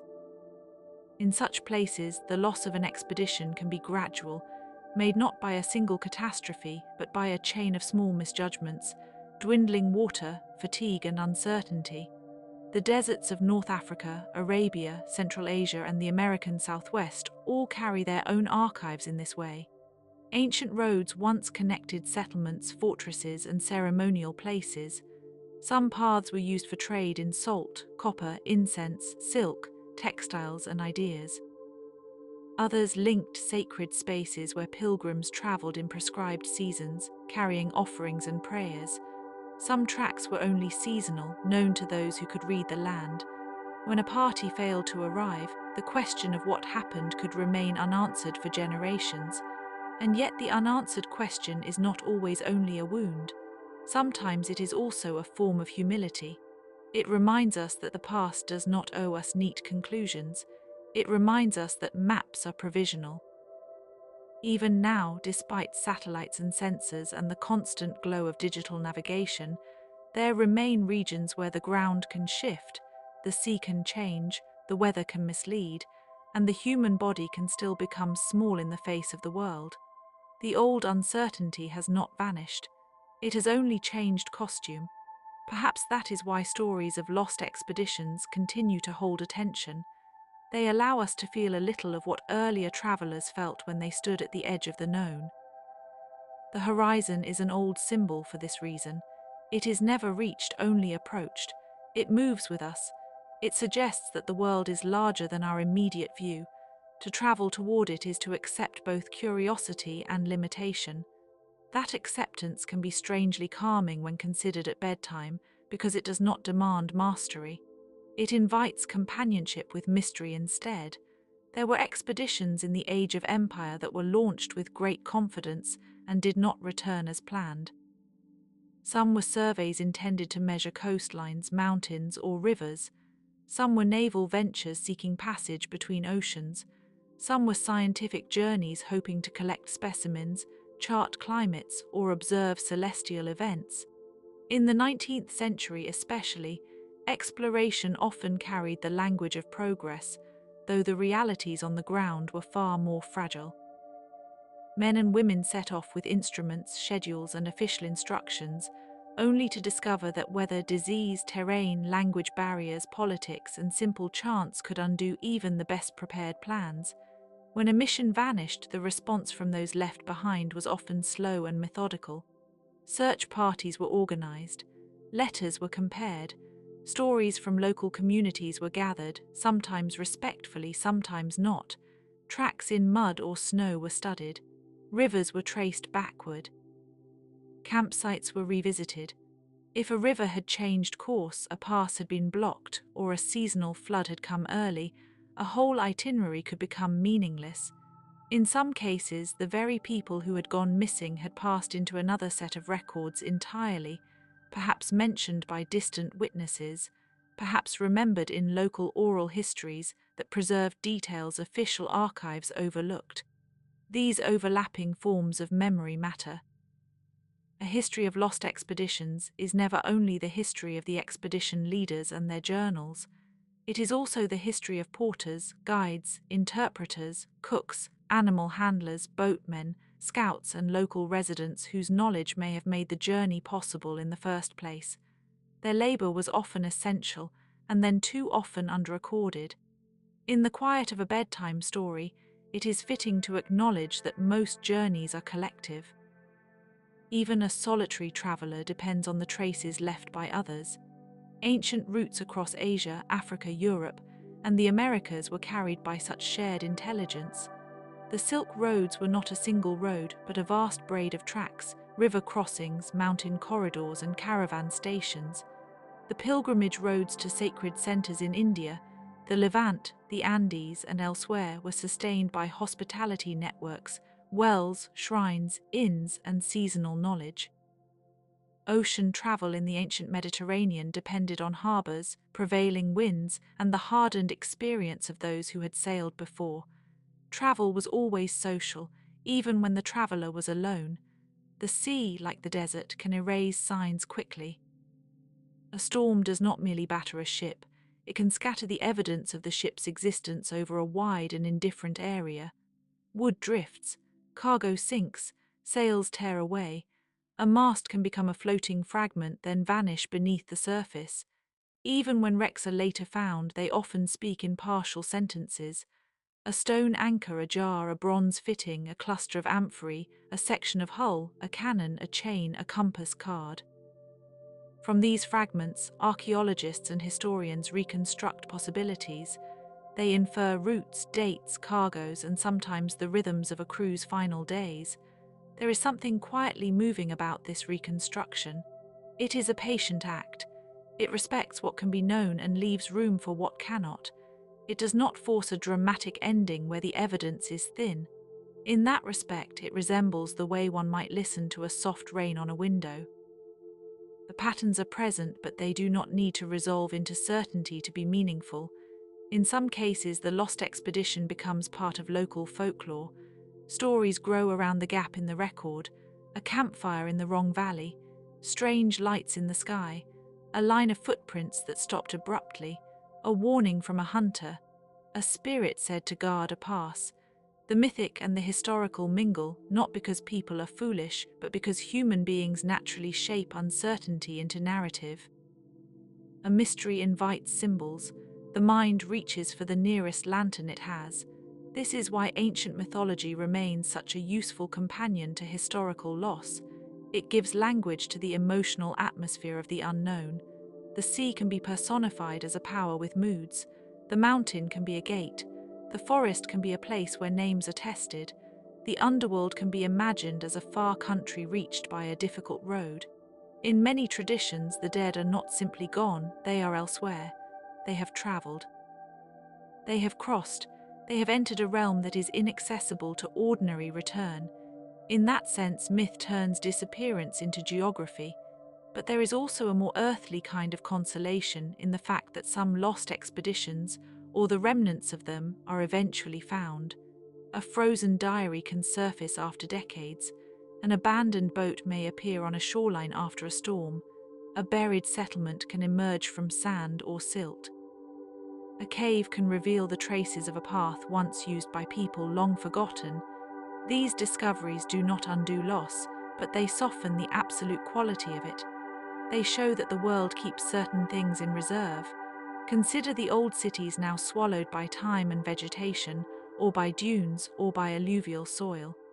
Their streets are silent not because they were never busy, but because the forms of busy life have changed. Temples crumble, palaces become foundations, harbours silt up, canals clog, and markets lose the sound of bargaining voices. What was once a centre may become a footnote. What was once a route may become a line on a scholar's map. What was once an expedition may become a handful of objects in a museum case, each object holding a quiet echo of movement. In that sense, lost expeditions belong to the broader history of impermanence. They are cousins to lost libraries, flooded villages, burned archives, submerged roads, buried tombs, and forgotten languages. Human civilization has always been both inventive and vulnerable. It creates in layers. It forgets in layers too. Yet even forgetting leaves texture. A broken inscription, a damaged statue, a field pattern visible from above, a shipwreck on the seabed, a trade bead found far from its origin, all testify to exchanges that once crossed great distances. The ancient world was especially full of such crossings. Metals moved from one region to another. Precious stones travelled through many hands. Styles of pottery, architecture, and clothing drifted between cultures. Myths themselves migrated. A tale told beside one river could reappear altered beside another. A deity of fertility or storms might have different names and faces in different lands, while retaining a recognizably similar power. The routes that carried goods also carried songs, beliefs, recipes, and calendar knowledge. To travel was to change and to be changed by others. The same was true of explorers in later centuries, although the scale and political context were often different. An expedition set out to find a passage, map a coastline, determine a source of a river, or establish contact with a far region might return with botanical specimens, astronomical notes, ethnographic observations, or measurements of ice, tide, and wind. Yet even when such expeditions failed to complete their stated goal, they sometimes widened the field of knowledge indirectly. The absence itself could reveal something. A blocked route taught geography. A failed crossing taught seasonality. A vanished crew forced later travelers to choose caution or to listen more carefully to local expertise. This is one of the gentle paradoxes of history. Even failure can become instruction. The world does not always reward ambition with success, but it often grants meaning afterward. The notes left by a lost traveler may help a later one survive. The rumor of a missing caravan may lead another to restock water more carefully. The wreckage of one voyage may alter the design of the next ship. The silence of one expedition can make a stronger, wiser silence in others, a pause before departure. In the stillness of night, it is comforting to think of wisdom as cumulative and soft-edged rather than dramatic. Not all knowledge arrives in a flash. Some knowledge accumulates like sediment. A river teaches by depositing grain after grain. A forest teaches by layers of leaf litter and new growth. A coastline teaches by erosion and return. Ancient peoples understood this through long observation. They knew that the land remembers weather, that animals sense changes before humans do, that the same path can be easy in one season and impassable in another. That attentiveness was a kind of respect. It did not demand domination of the world. It asked for relationship. The lost expeditions of history often emerged from periods when that relationship had been strained by overconfidence. Yet even then, the world remained more patient than the travelers. The mountain did not move. The tide did not negotiate. The sand did not promise an exception. The ice did not care about intention. These are hard truths, but in bedtime form they can become gentle truths simply because they remind us to rest. Some expeditions were lost to disease rather than terrain, and that too belongs to the quieter side of the historical record. Fever in a tropical forest, dysentery on a river, scurvy at sea, exhaustion in high altitude. The body itself can become a landscape with its own weather, and when supplies fail or medicine is lacking, the most determined journey may still end in stillness.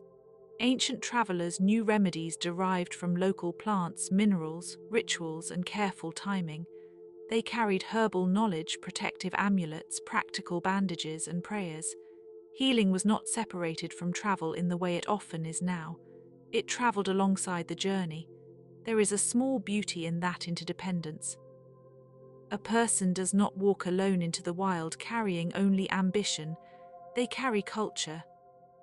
They carry remembered instructions, stories, and inherited cautions. They carry the voices of others.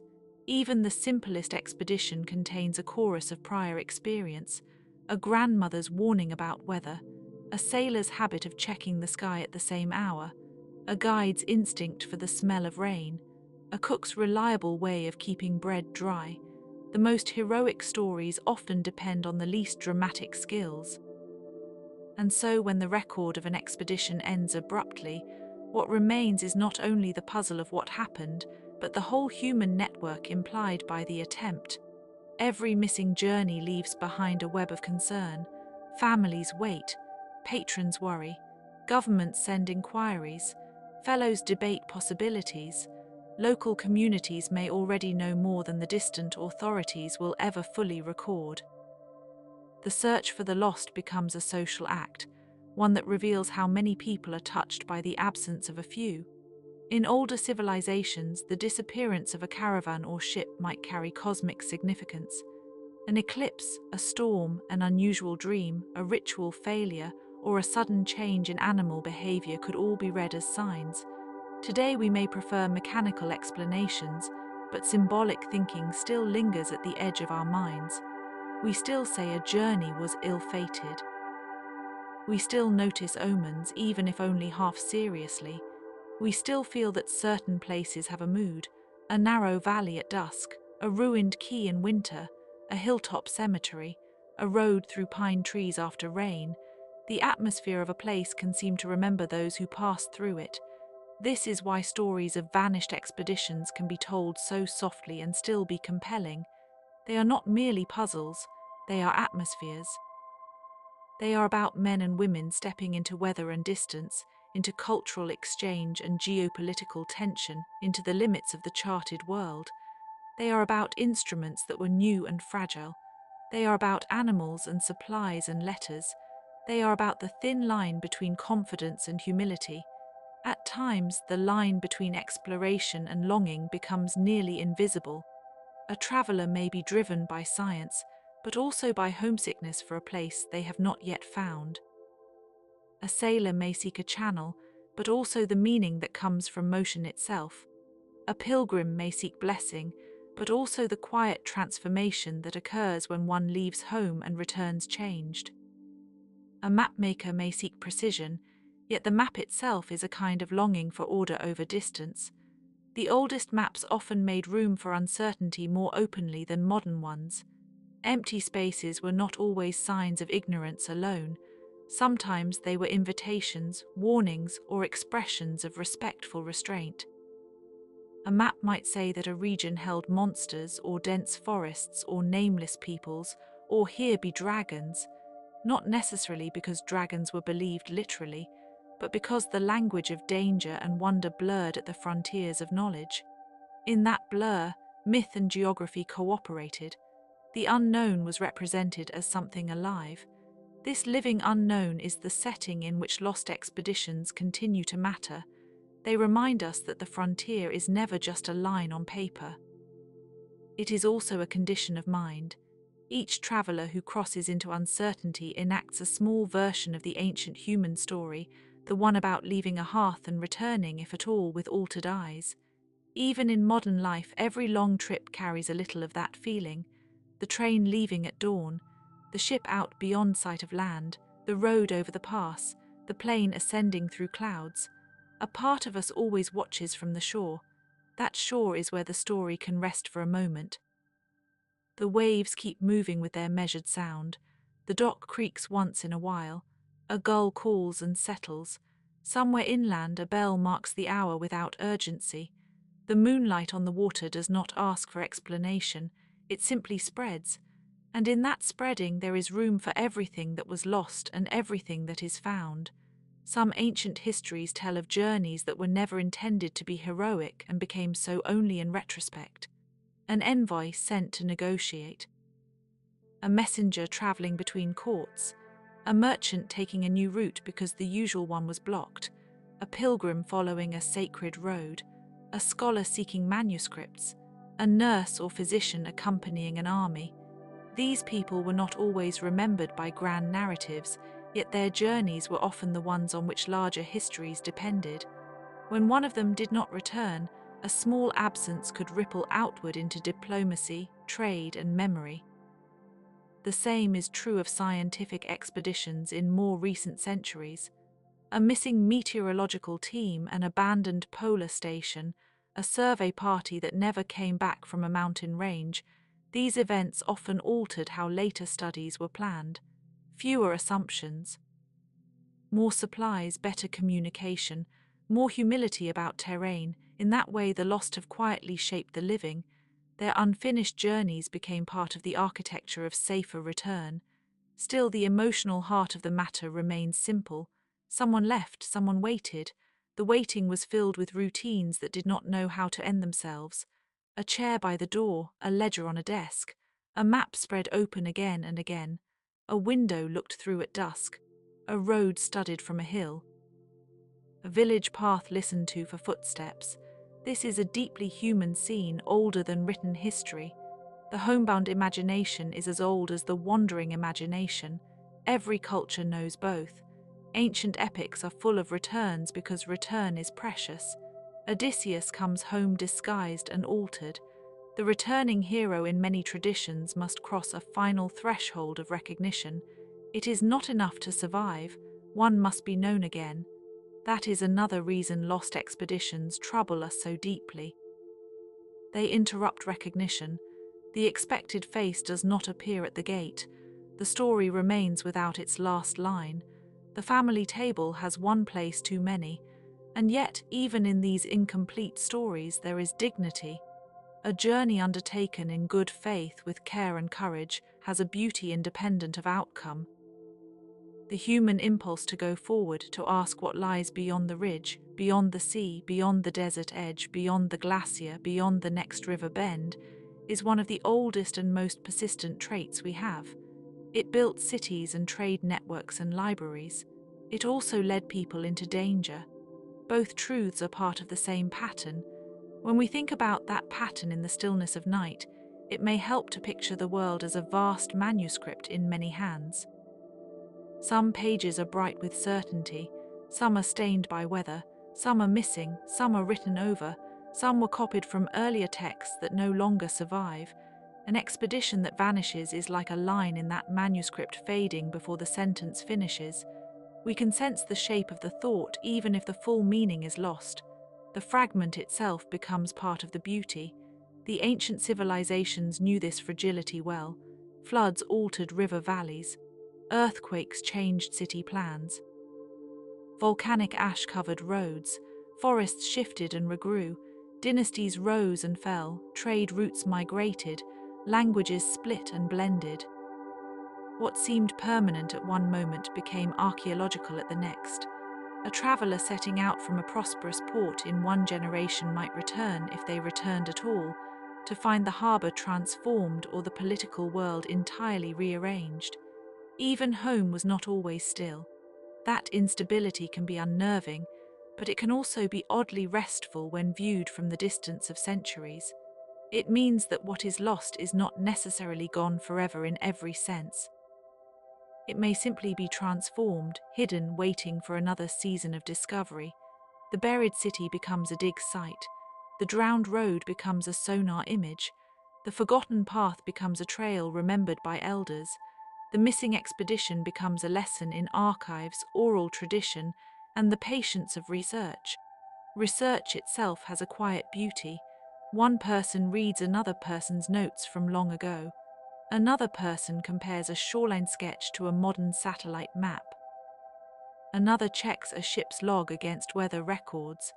Another studies inscriptions on a stone recovered from a ruin. There is a gentleness in this chain of attention. It is one mind reaching toward another across time. In this way, the lost are not abandoned to silence. They are listened for. Listening is a fitting final image for such a topic. To listen at night is to notice more than sound. It is to notice pause, distance, and the shape of a room. It is to allow a story to settle without forcing an ending. The great lost expeditions of history will never fully resolve into a single pattern.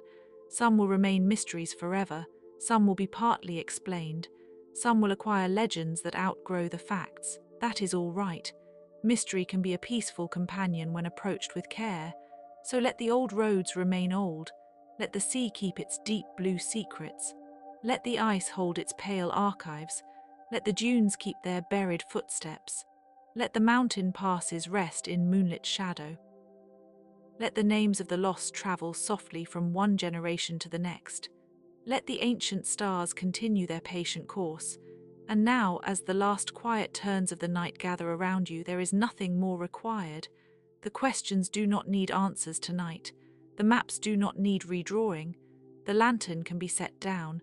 The shore can remain distant. The caravan can continue only in dream. The ship can stay moored in sleep. The old world can breathe on, gently and without demand. May your thoughts drift like a calm current. May your memories settle like dust in a sunlit archive. May whatever you carry feel lighter now. May the unseen roads of history be kind to your rest. And may you at last find your own quiet way home.